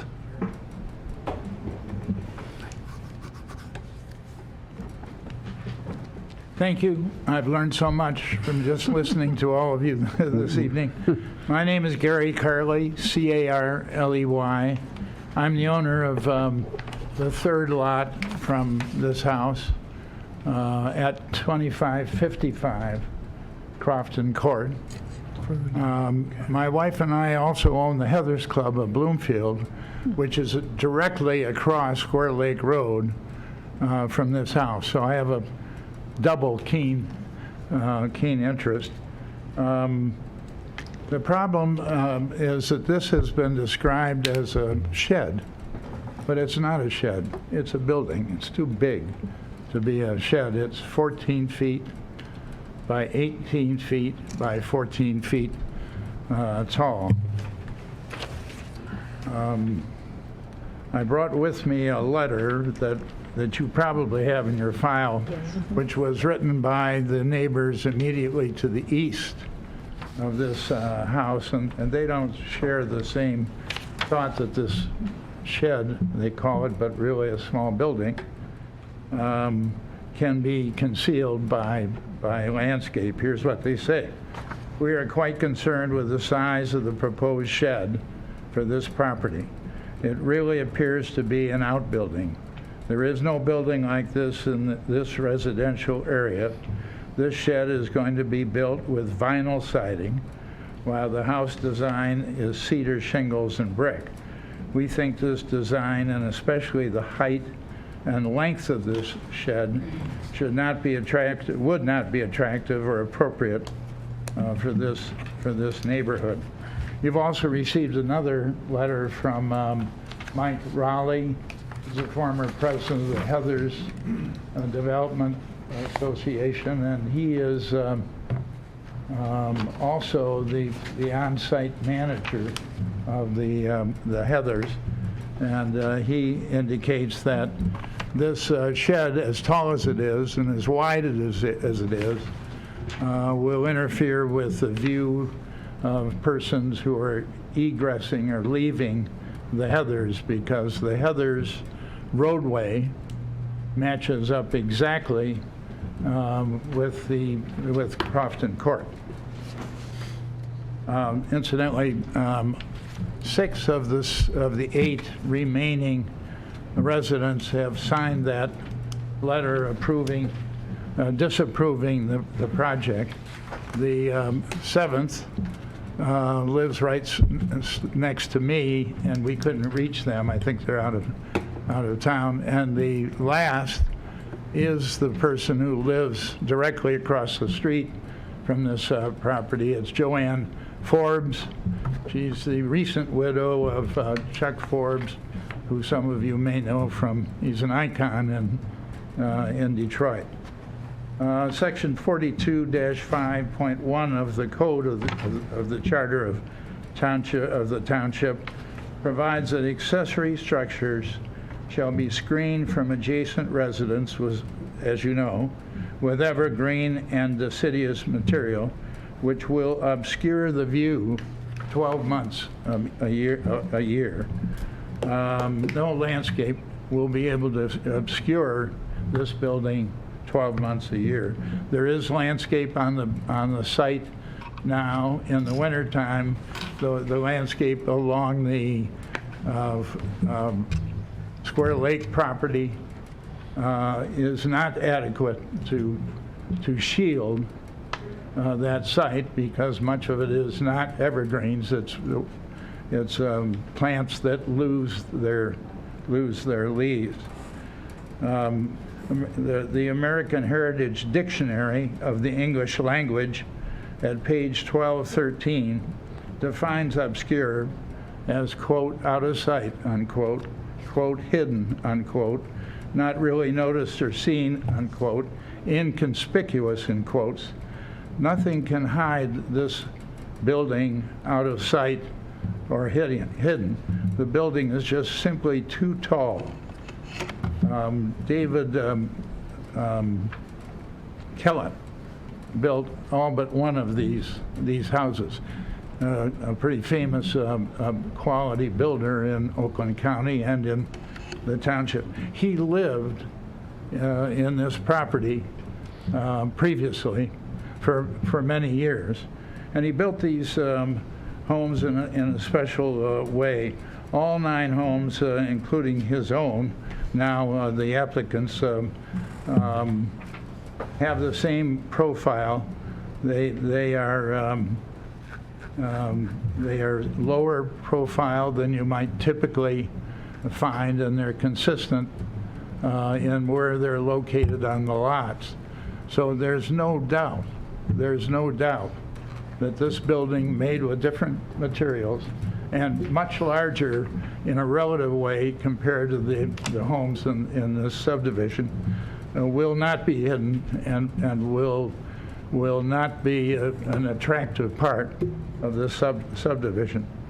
We are also concerned because at this time the applicant has a backhoe in his garage. That keeps his cars out in the driveway. Mrs. Forbes is very irritated about that and is hopeful that the cars will go in the garage, but not at the expense of putting the backhoe that's currently in the garage in this space. It's also apparently the proponent's intention to place a large mower, the size that we might use at the Heathers Club, to cut the fairways. So this intended garage will have a big backhoe in it, and will have this big mower. Both of those things will not be able to be used on this property. So the question obviously arises, why is that property being stored there in the first place? Is it intended that it be used for commercial purposes? Is it intended to be used for farming? We don't know, but it doesn't make any sense to store that property in the garage. First, if there is a commercial use for it, that's not an allowed use in a residential zoned area like this. Second, if it's not part of a new commercial business, it is at least certainly not allowed in a residential area for storage either. So for all those reasons, we would strenuously, along with all our neighbors, oppose this project. Lastly, as I indicated, the members of the Heathers are also opposed to this project because they believe, as I do, that this building will damage the market values in the area. So for all those reasons, I respectfully request that you decide to reject and to deny this application. Thank you, Mr. Carley. Is there anyone else who'd like to speak on this item? Then I'll close the public hearing and ask the applicant to respond to the comments. Yeah, absolutely I would. I just dumbfounded actually on what I heard here. I absolutely would love to start with the backhoe, because if anybody knows what a backhoe is, there's no way in hell it's going to fit into a garage. And there is no backhoe in the garage at all. I bought actually a new John Deere lawnmower. It's a 12-horse riding lawnmower. It stands about this tall. And I actually bought it.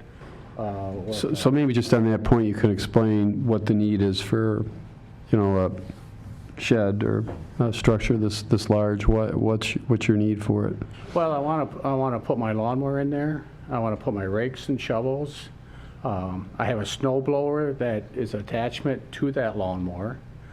And my lawnmower is only a 42-inch cut, by the way. It's a riding lawnmower. So would a smaller structure allow you to store all those things? Well, the door on the structure right now is only 8 foot wide. So I got a smaller overhead door, that I could, drive the lawnmower in and out and be able to walk in it. 7 foot high, 8 foot wide door is what I'm proposing on this. A service door is 6'8", so this is, 4 inches taller than the regular service door. So if I would make it any smaller, I don't know if I could really put my lawnmower and a snow blower and my shovels and a wheelbarrow in there. I'm probably the only neighbor in that street that actually cuts his own lawn, so I need a place to put this so I can get it out of my garage so I can park in my garage. Which brings me to my question. The existing garage is not a 2-car garage. It's 808 square feet, which is why you have the issue.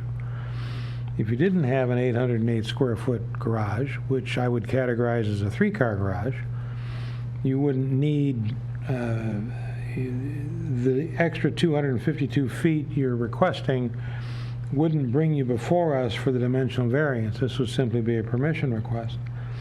And so the question I have is why the current 3-car garage is insufficient to meet the needs of a typical homeowner on an average size lot in Bloomfield Well, Township. first, it is a 2-car garage. The door, 808 square feet is not a 2-car garage. the door that I'm that you not drive in talking is about, 16-foot door. I'm not arguing about the size of your door. I'm Yeah. talking about the size of your garage.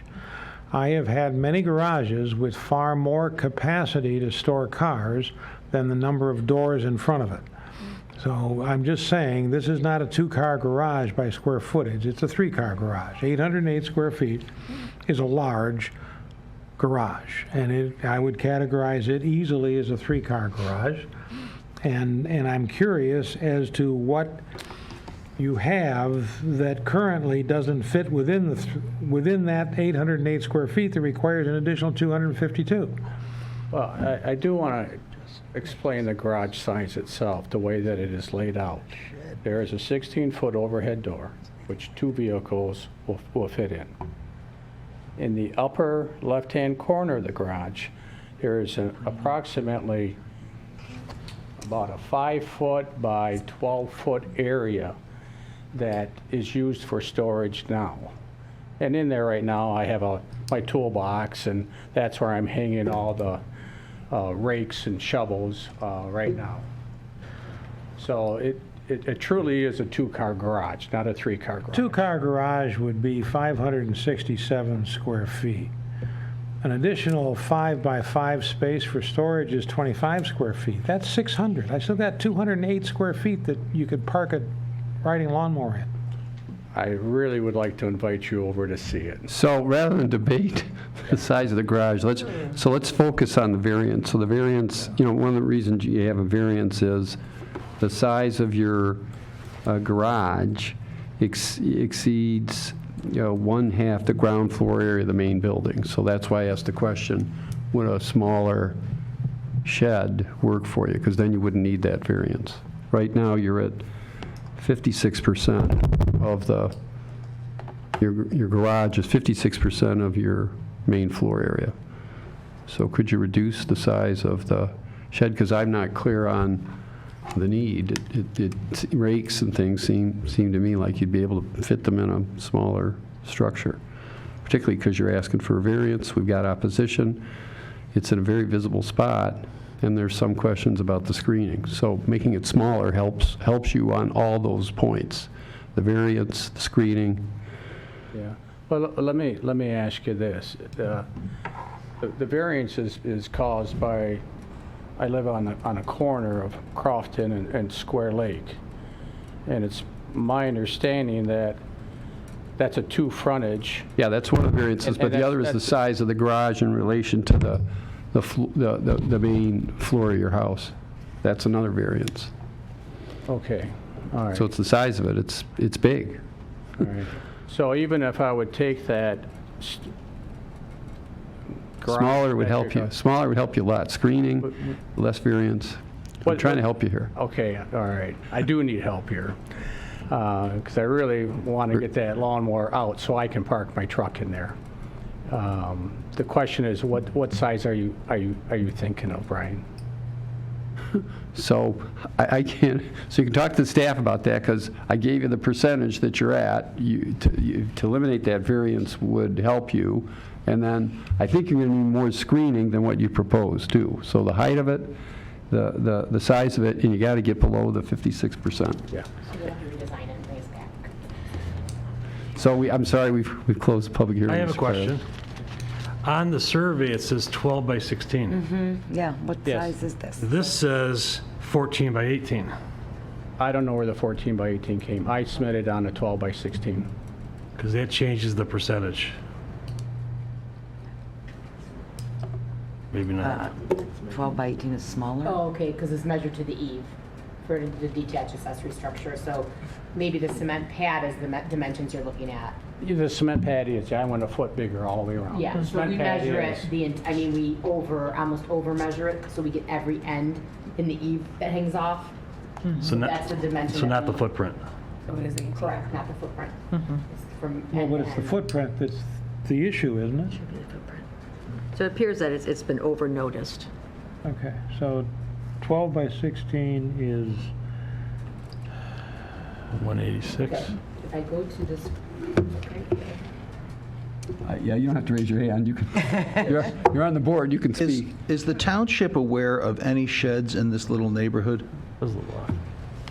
We did not perform a survey for a request, nor do we generally.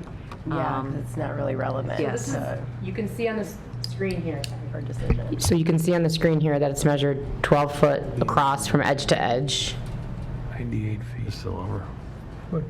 But the footprint is the 12 by, And then, hold on a second, sorry, I lost it. 88 by, A shed just seems so out of place for that neighborhood. That's very close to Candidly, my I don't house. even know that it's necessarily, I guess it is part of the size of it, but ultimately, when we're allowing sheds, we're requiring that they are fully screened. Right. 12 by 16. I get 12 by 14, 16. 15, 16 tall, mature trees, because they're going to have to, the point is you can't see it from public view.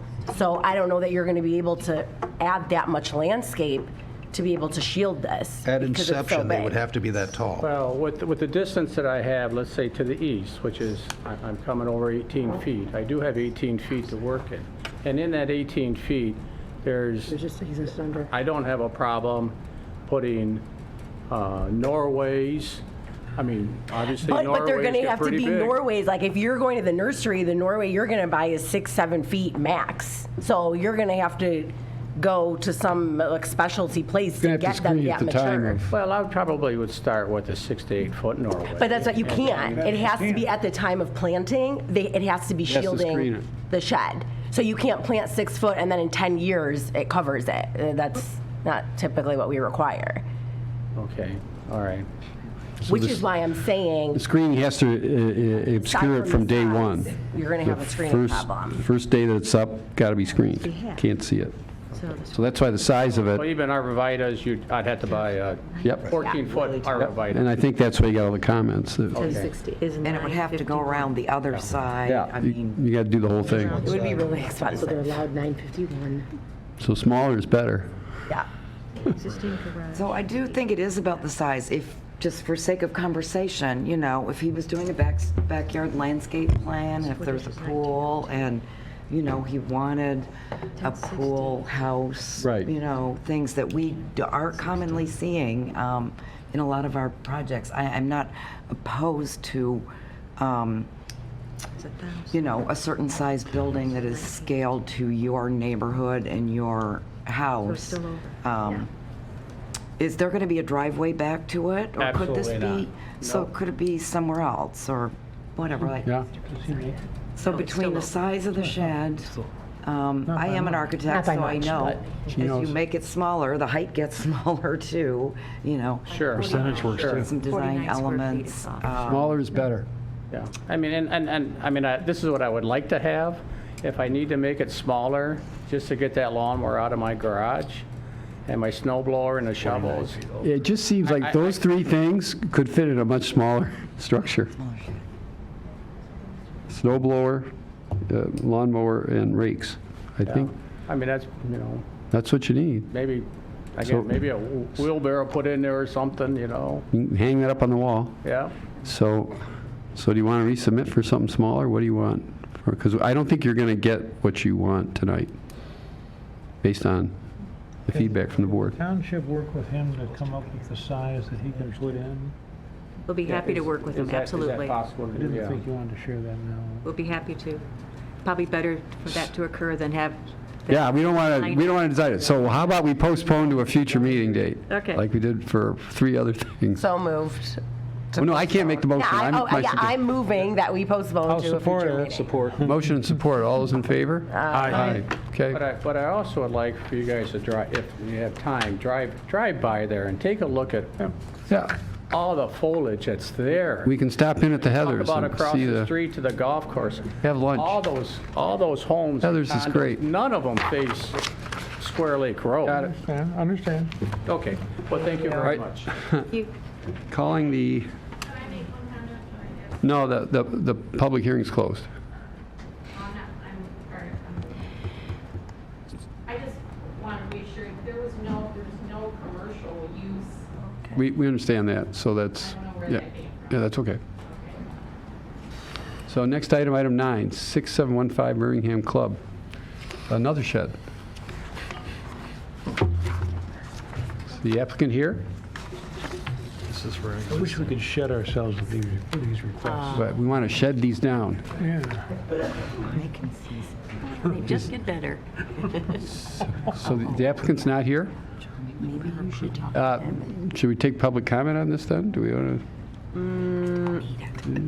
If there is anyone here. Does anyone like to speak on this item? Close public hearing then. Do we want to? Is that it? Well, there's a, That's not a good. It's not a good looking shed. That's A lot of opposition. Yeah, I have a problem with this. Looks like it's going to fall down. I think it was designed in Pisa. Pisa, Italy. So are we going to postpone this, or are we going to deny What do it? you? I think if we are likely to You would like deny to it, we need to postpone it. Yeah. If we were going to approve it, we could probably go Yeah. ahead. So I'll make I'm not the motion inclined, yeah. to postpone this to a future meeting. Support. Motion and second. All those in favor say aye. Aye. Aye. Any opposed? Postpone.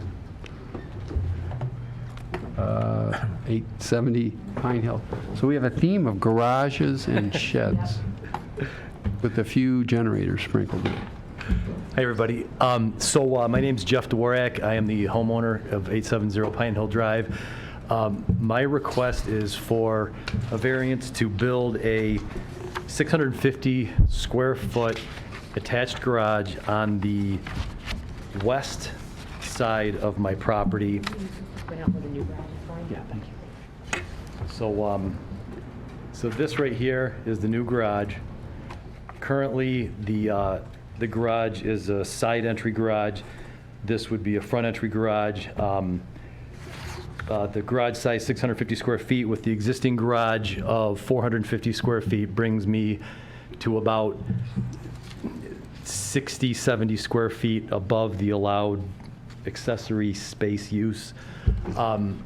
So a couple considerations. Number one, the design of the new garage was intentionally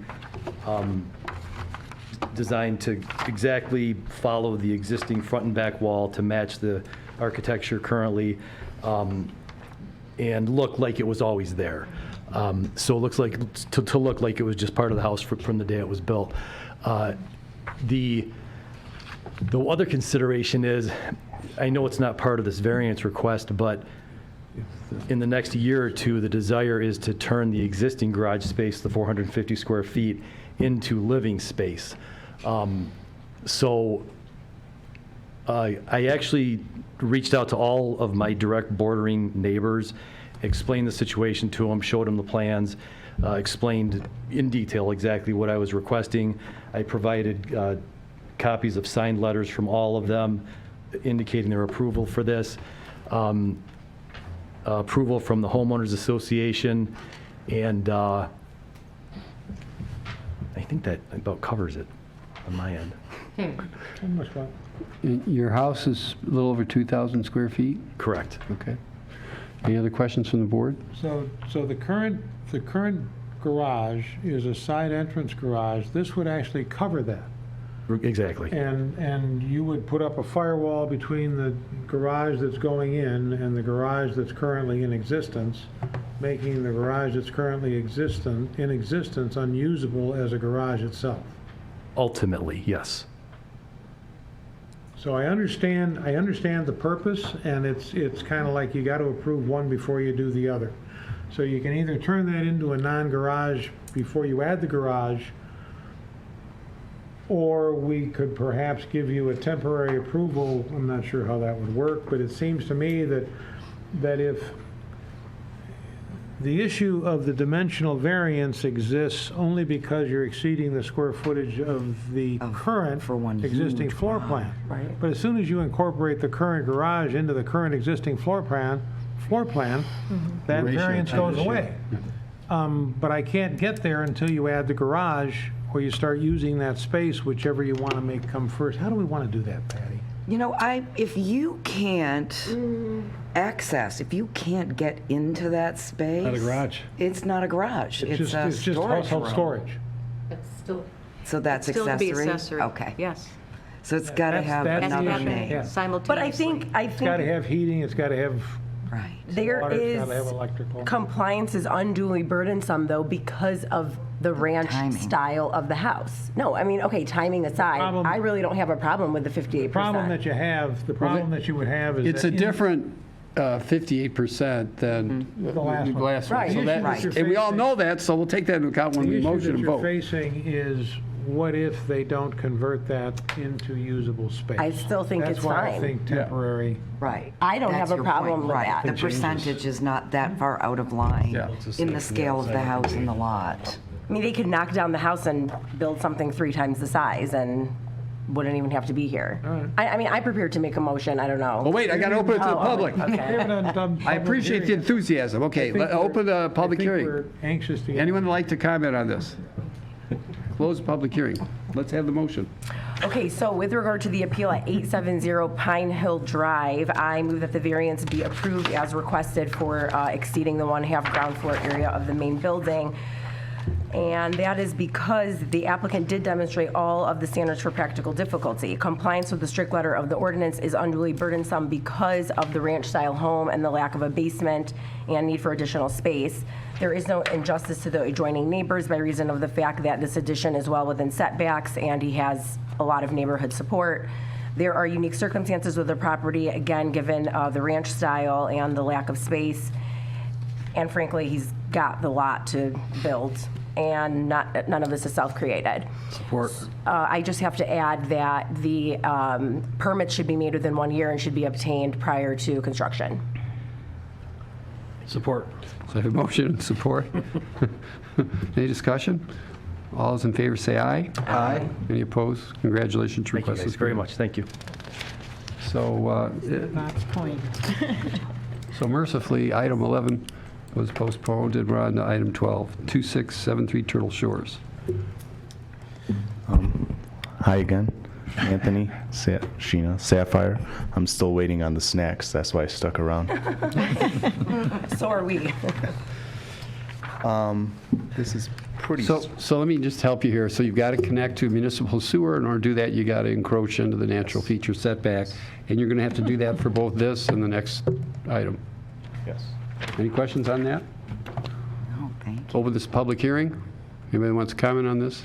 Bring it back. So if you guys read your stuff, Pretty straightforward. they can't connect to the sewer unless they encroach into the natural feature Chairman, with setback. regard to the request for dimensional variance at 2673 Turtle Shores Drive, I'm going to move that the request be approved as submitted based on the Based on the information presented, the applicant did demonstrate all of the standards for practical difficulty because frankly, you can't have the house without a sewer. There is no injustice to the adjoining neighbors. I don't think they want an outhouse. Unique circumstances with the property have been demonstrated, given that it needs access to the sewer. And that certainly is not self-created. With that having been said, application for all necessary permits must be made within 1 year, and all permits must be obtained prior to installation. Support. Motion and support. All those in favor say aye. Aye. Any opposed? Congratulations. I'm opposed, actually.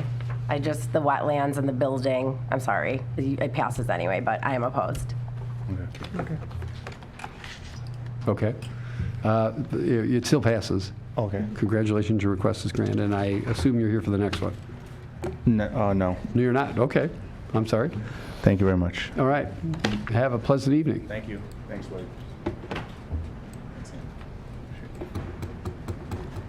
So you have a similar situation Same what we thing. just saw? Same thing? He did all the lifting for me. Okay. So I'm Michael Torres with Torch Development Group. Here representing the owner, Dr. Cornero.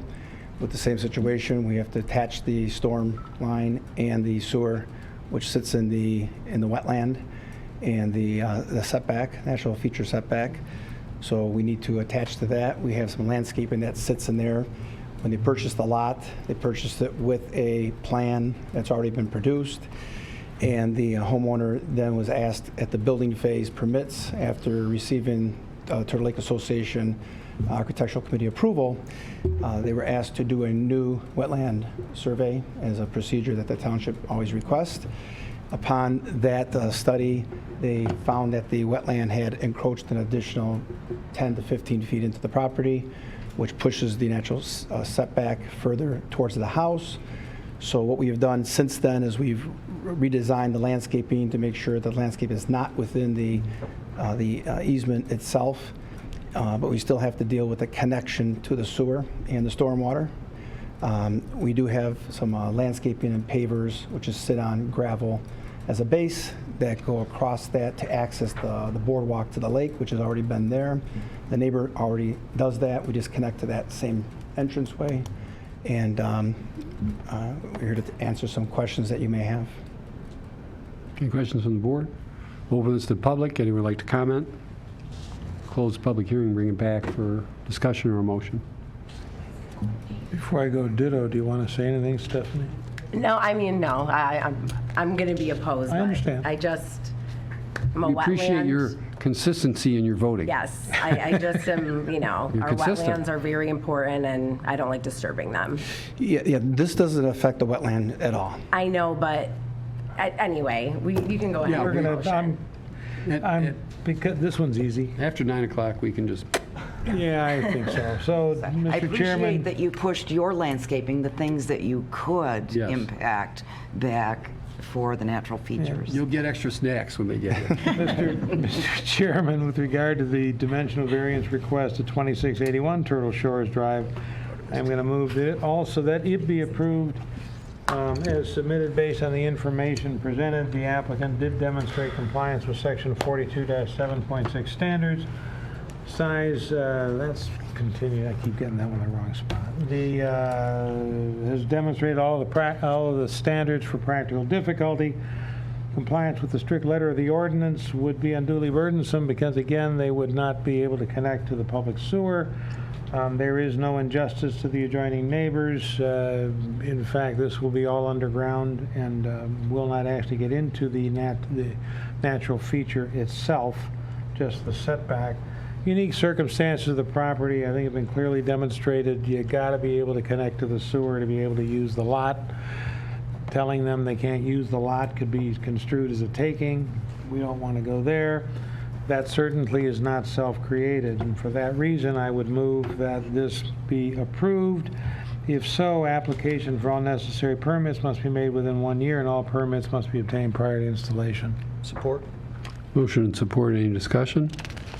All those in favor say aye. Aye. Any opposed? Yes. Okay. Your motion passes. Congratulations. Your request is granted. Calling the next item, item 144465 Park Lane, a proposed garage addition. Garage night. Good evening, everybody. Thank you for all hanging in there long enough to get to this.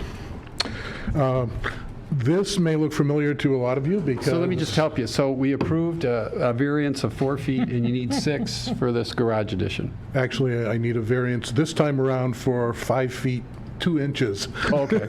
Somebody rounded it up to 6. So we already gave him a variance for this garage. It's just in the corner. Yes, just the corner that overlaps And the when they built it, they lot line. found they needed more than what Yes, we we haven't built it yet.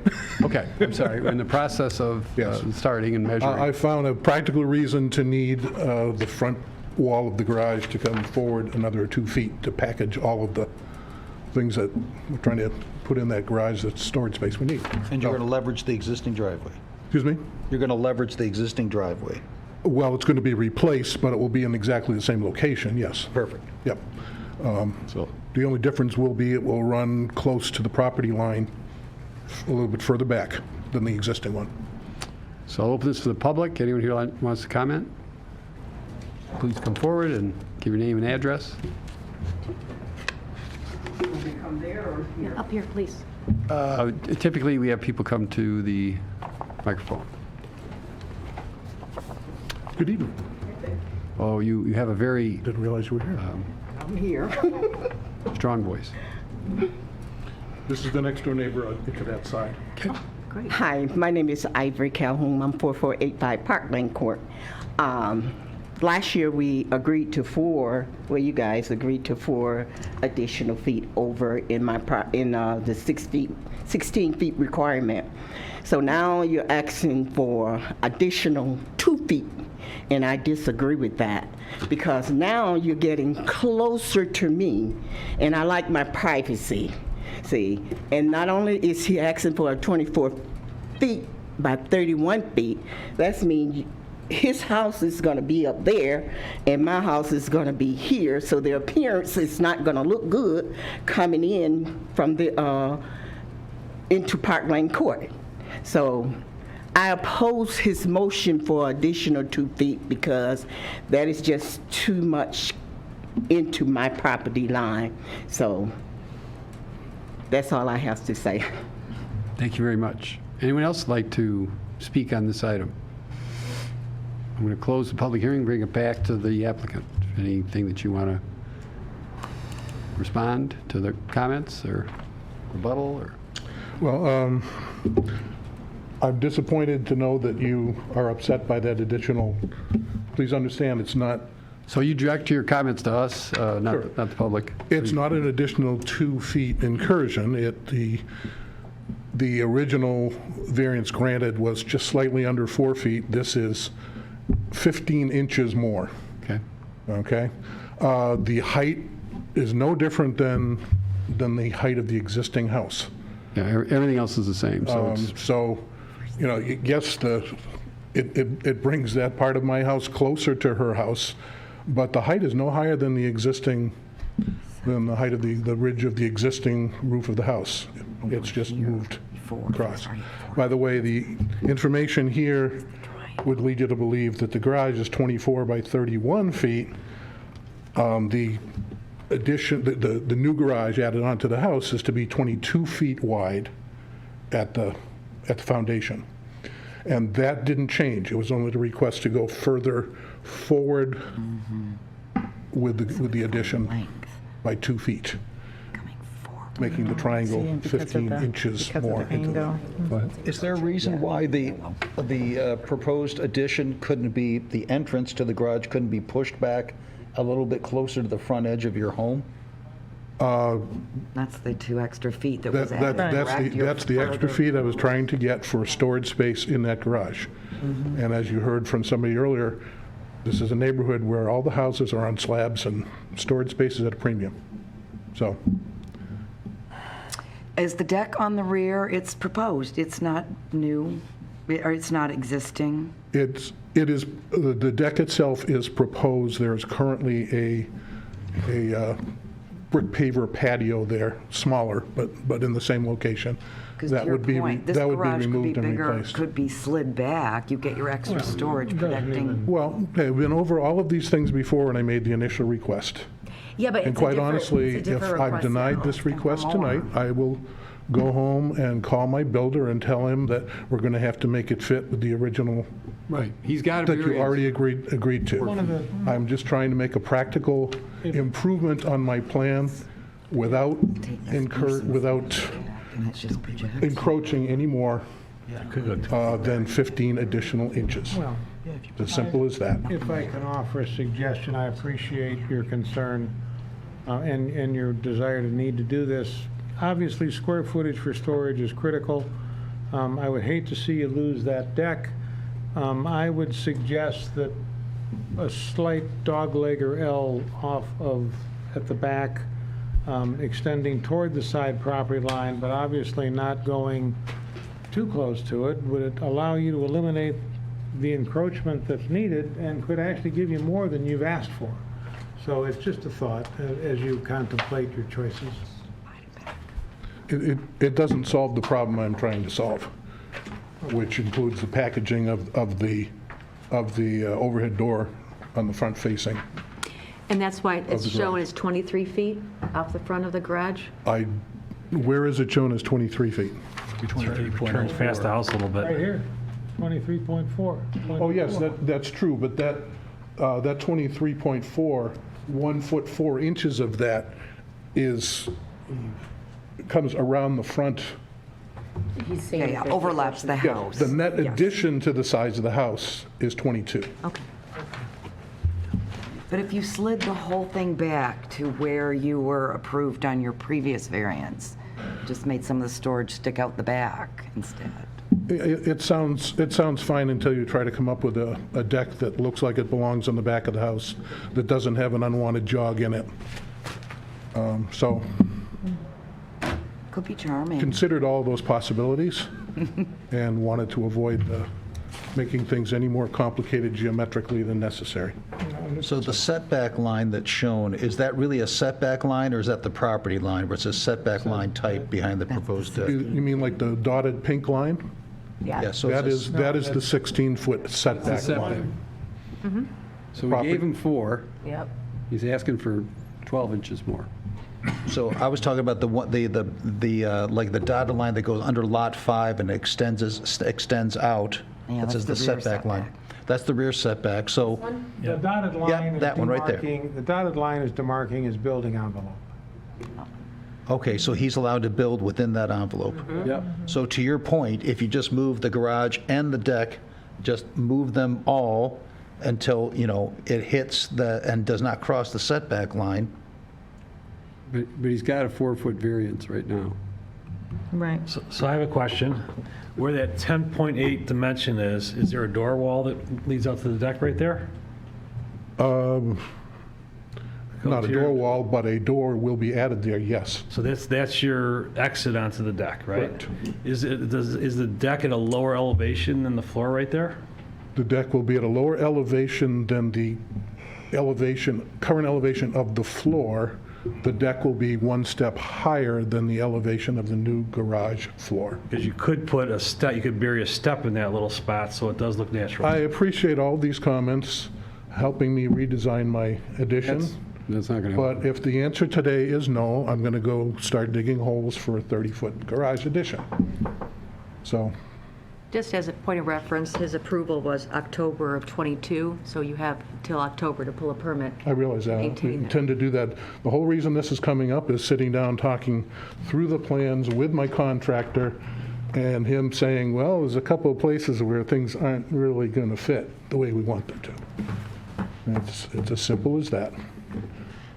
I understand the objections. I respect your objection. I still like you as my neighbor, but That's what you want. You came for that. You didn't come for, I got it. You thought all that through. So we have a motion then, given all the, I'll make a motion in regard to the appeal at 4465 Park Lane Court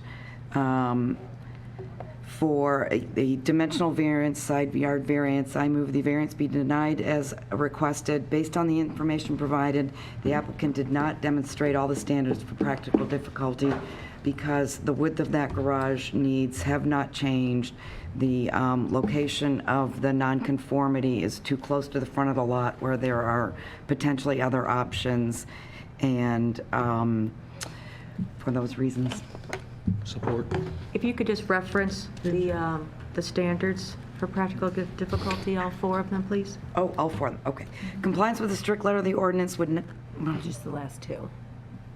Just make sure that you cover all 4 of those. You just said the first 2. okay. The unique circumstances of the circumstances. property are not do not come to bear on this proposal. There are other places to accomplish garage storage, and it is not self-created, again, due to the other potential solutions. Support. It is, So I motion and support. Any discussion? Right. I just want to offer you one observation. The issue here has not changed at all. The request is for 15 more inches. So we're The answer voting. that, what I'm hearing from this board right now is completely contrary so to we're- the fact that you approved it before. Yeah, so we're voting. And the only difference here, with all due respect, is that a neighbor that chose not to Yeah, so I'm check sorry, before, we're in the middle of making a Objecting motion. now. So, well, that's one of the criteria that with the addition is there is an additional injustice. So, I fully recognize there's an So- objection now, and there was not one before. so hold on. We're voting. The chairman has the floor. The chair has the Please, floor. we're voting. So we have a motion to deny the request and a second. Any discussion? All those in favor of the motion to deny the request, say aye. Aye. Any opposed? I'm opposed. All right, your request is denied. All right, call on the next item.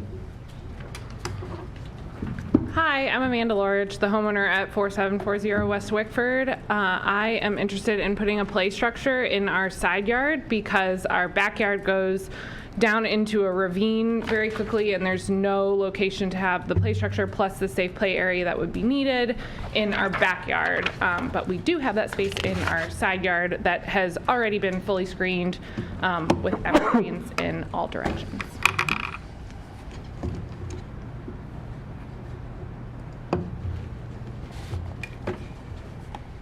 Any questions from the board? So I'll open this up to the public. Is anyone here that would like to comment on this? Close the public hearing, bring back to the board for questions or a motion.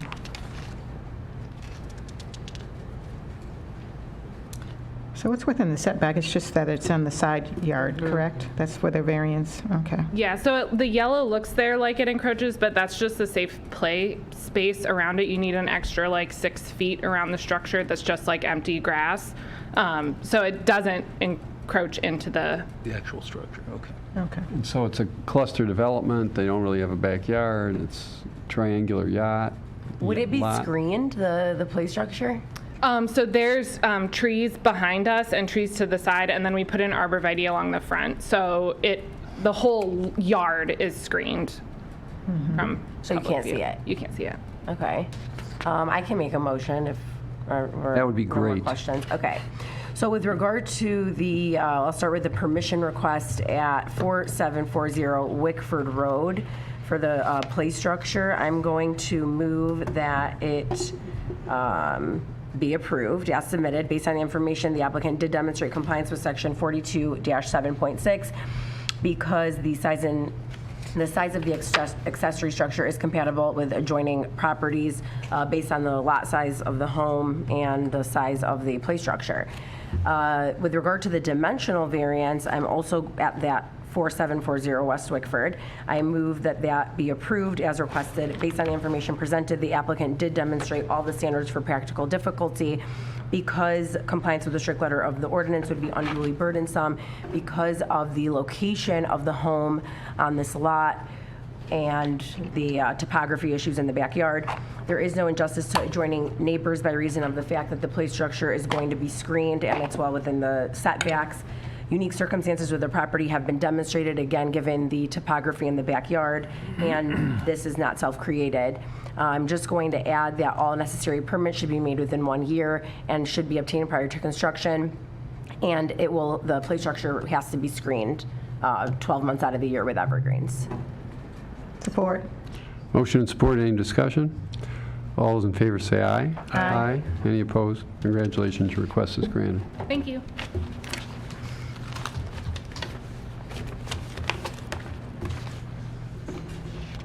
So calling item 16, 1050 East Square Lake. Hi, I'm Steve McCallum. I'm here from the One School Board representing the 1050 East Square Lake property. I'll just briefly outline the plan that we have proposed here.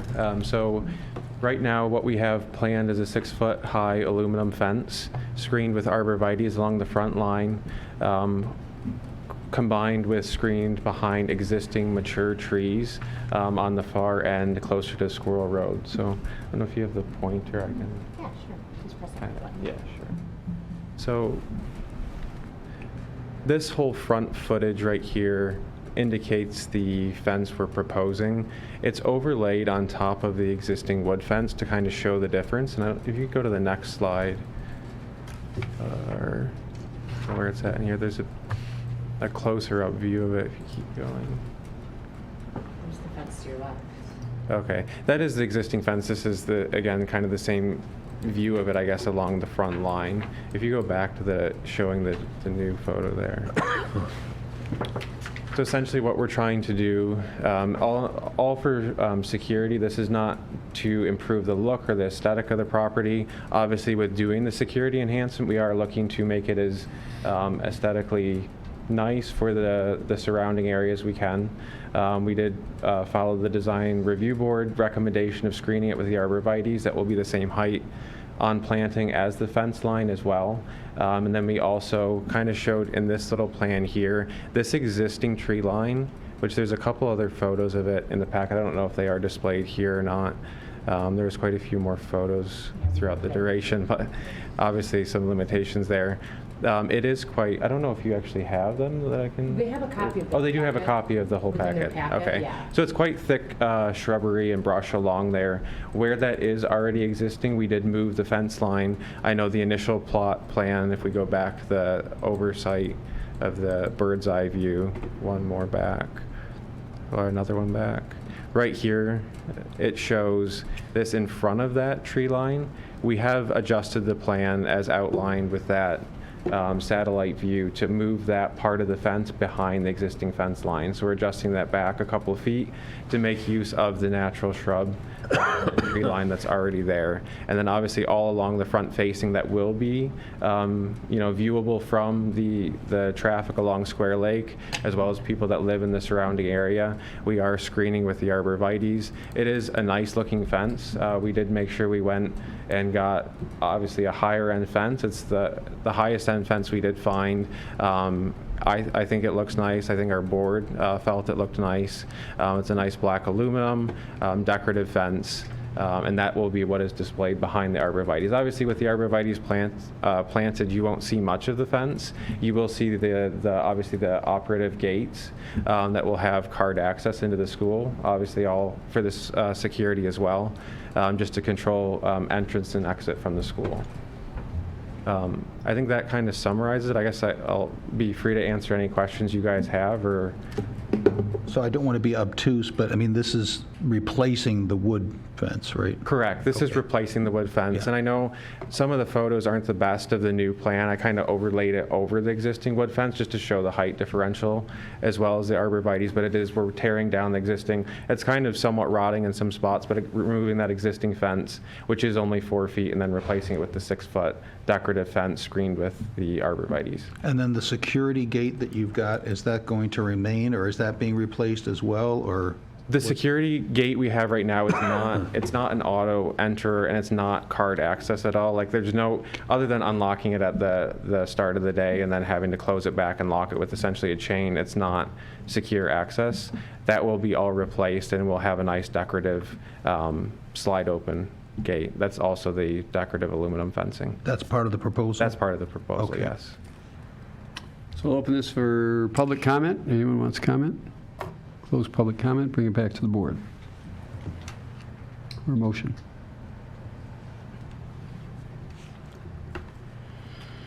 Wow. I'll go for it. That'd be great. Okay. In regards to, I like to, huh? Oh. Does Siri wanna make a motion? Siri's going to make a motion. I'd like to make a motion to approve the Check to Siri. dimensional variance in regards to the appeal at 1050 Square Lake Road. Is that correct? For the proposed 6-foot fence on 2 frontages on Square Lake as well as Squirrel Road. I move that the variance be approved as requested. Based on the information presented, the applicant did demonstrate all standards for practical difficulty.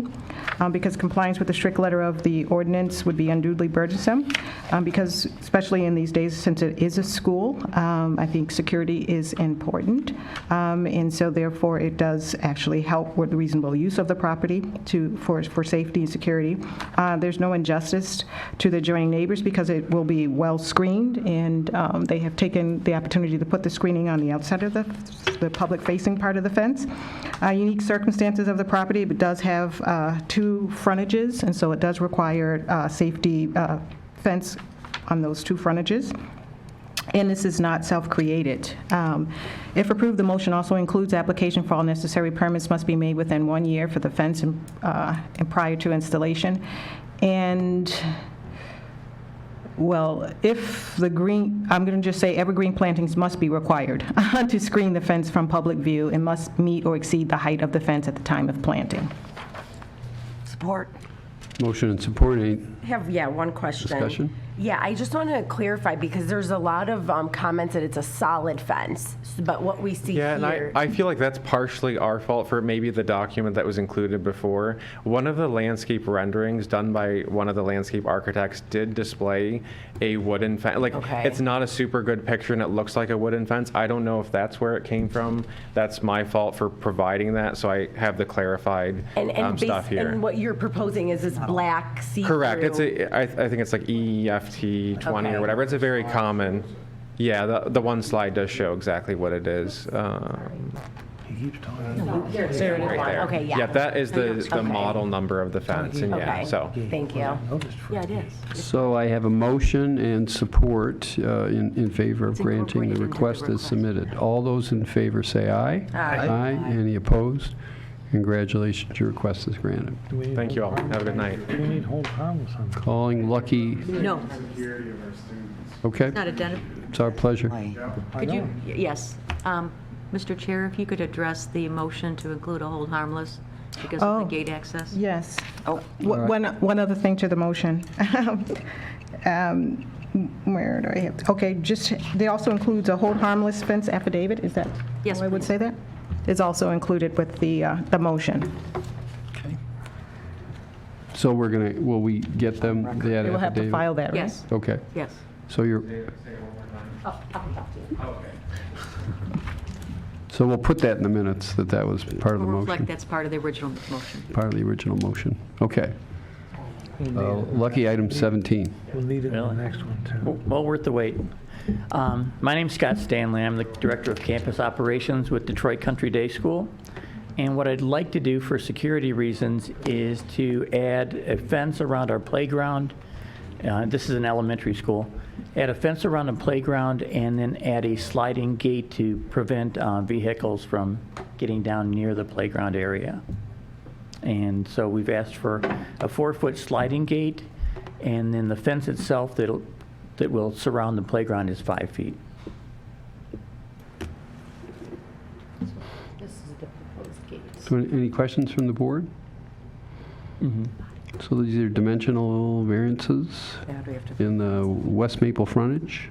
What's that? It just- Okay, so open the public hearing. Who would like to comment on the fence or the gate? Close the public hearing, bring it back to the board for a motion. Mr. Chairman, with regard to the request for dimensional variance at 3003 West Maple Road, I would move that the dimensional variance be approved as requested based on the information presented. The applicant did demonstrate all of the standards for practical difficulty. Compliance with the strict letter of the ordinance would be unduly burdensome because we do need to provide a safety area for the children that attend this school. There is no injustice to the adjoining neighbors. In fact, I'm one of them.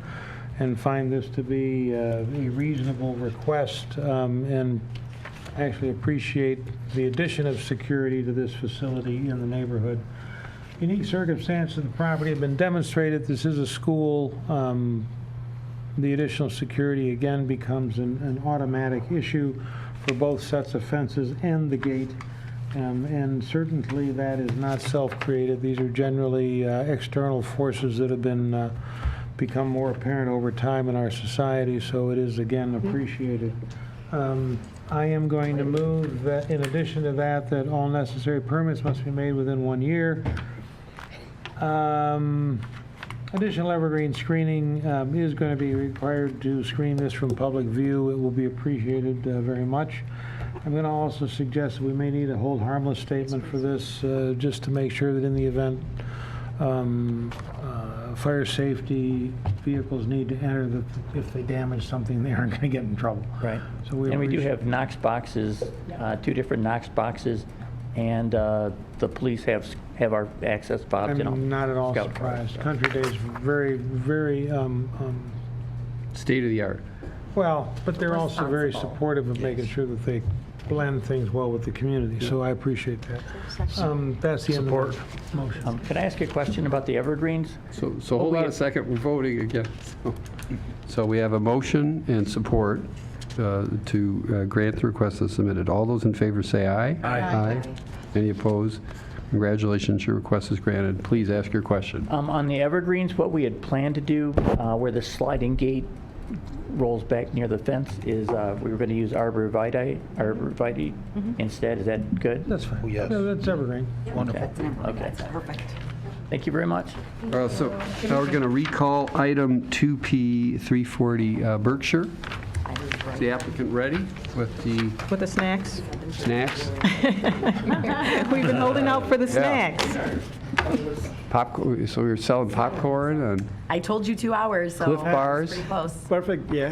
Perfect. So we search on the gate as the school, it's 4 feet, we get a flat, we found like a flat, yeah, which I'm not sure it will, look right for the residential.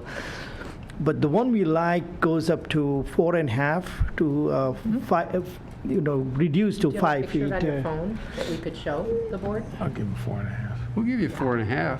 4 to 4. I'll give you 5. It's better than 6 bucks. 4.5. 4.5, 4.5, 4.5.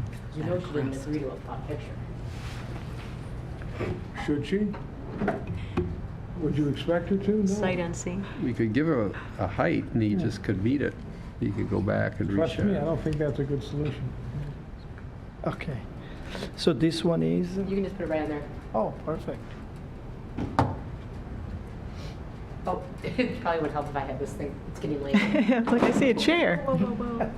It's not getting late. It's been late for about an hour. Okay, yeah. Whoa! Oh, there we go. I think we're good. Oh, she did well. So wait a minute, what's the height of that at the top, 4.5? That's 5. So, It says 5 at the top. Oh, 5 at the top. I think it's okay. So do I. because the 4 feet, they were all flat, right? Right, yeah, you don't want that. Yeah, So- no, it's not Yeah, gonna So some does that decorative. start, what does that start at? What's the, 5 feet. Starts at 4. starts at 4 and goes up to 5? Yeah, and then in the middle part, yeah, it goes up to 5. You know, you've got us in a weak position because we've been here so long, and we have Yeah, some sympathy for you because you've been patient and you talked to your wife. Okay, so that's, okay, so that what you want? Yes, sir. Okay, and then what about the piers and the lights? Did you talk about So the piers could be that 4 feet, and it would start there and go up. I started all this conversation. Right, right. I'm So very I think satisfied piers with were that. fine, right? I think so. I think it's a great, But we had the 2-foot It was lights. Well, I actually, I don't think I'm that going to defer to the 20-inch architect. light is very I large. think that's Yeah. not necessarily All right, so, appropriate. Glenn, would you do us the Yeah, honors what was and the address again? put this 340 meeting to bed? North.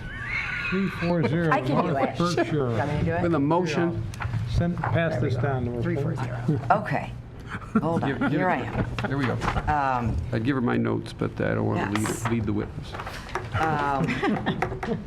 Regarding the appeal at 340 North Berkshire Road, seeking approval for 2 2-foot by 2-foot by 4-foot high brick illuminated piers and a 14-foot wide, 4 feet, maxing at 5-foot wide aluminum grit gates across the driveway in the front yard. I recommend approval. And it's just, it is a dimensional still? Both, yeah, permission. Yeah.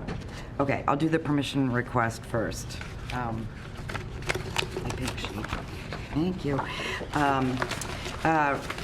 Recommend approval.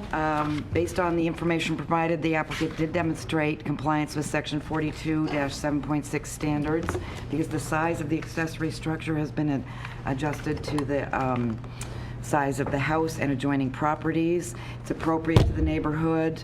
The location at the front will not hinder or discourage use of adjacent property and is adding safety to the property and not objectionable to nearby residents. I also move that the dimensional variance at the same address be approved because compliance with the strict letter of the ordinance would be unduly burdensome. The size of lots there require the piers and the location of these piers to be placed where they are for maximum safety. It's not self-created due to the quiet nature of the street. Should this motion be approved, all necessary permits must be made within 1 year and all permits must be obtained prior to starting construction. No additional screening is required. Support. The hold harmless? So I have a motion and support. Any Hold harmless. Another hold harmless is required for the moving fence. It's just a document. So I have a motion that includes a hold harmless and support. Any discussion? All those in favor say aye. Aye. Any opposed? Congratulations, your request is granted. Thank you very much, sir. Appreciate it. So do I have a motion to adjourn? So moved. And a second? Support. All those in favor say aye. Aye. Any opposed? Nope. Hallelujah.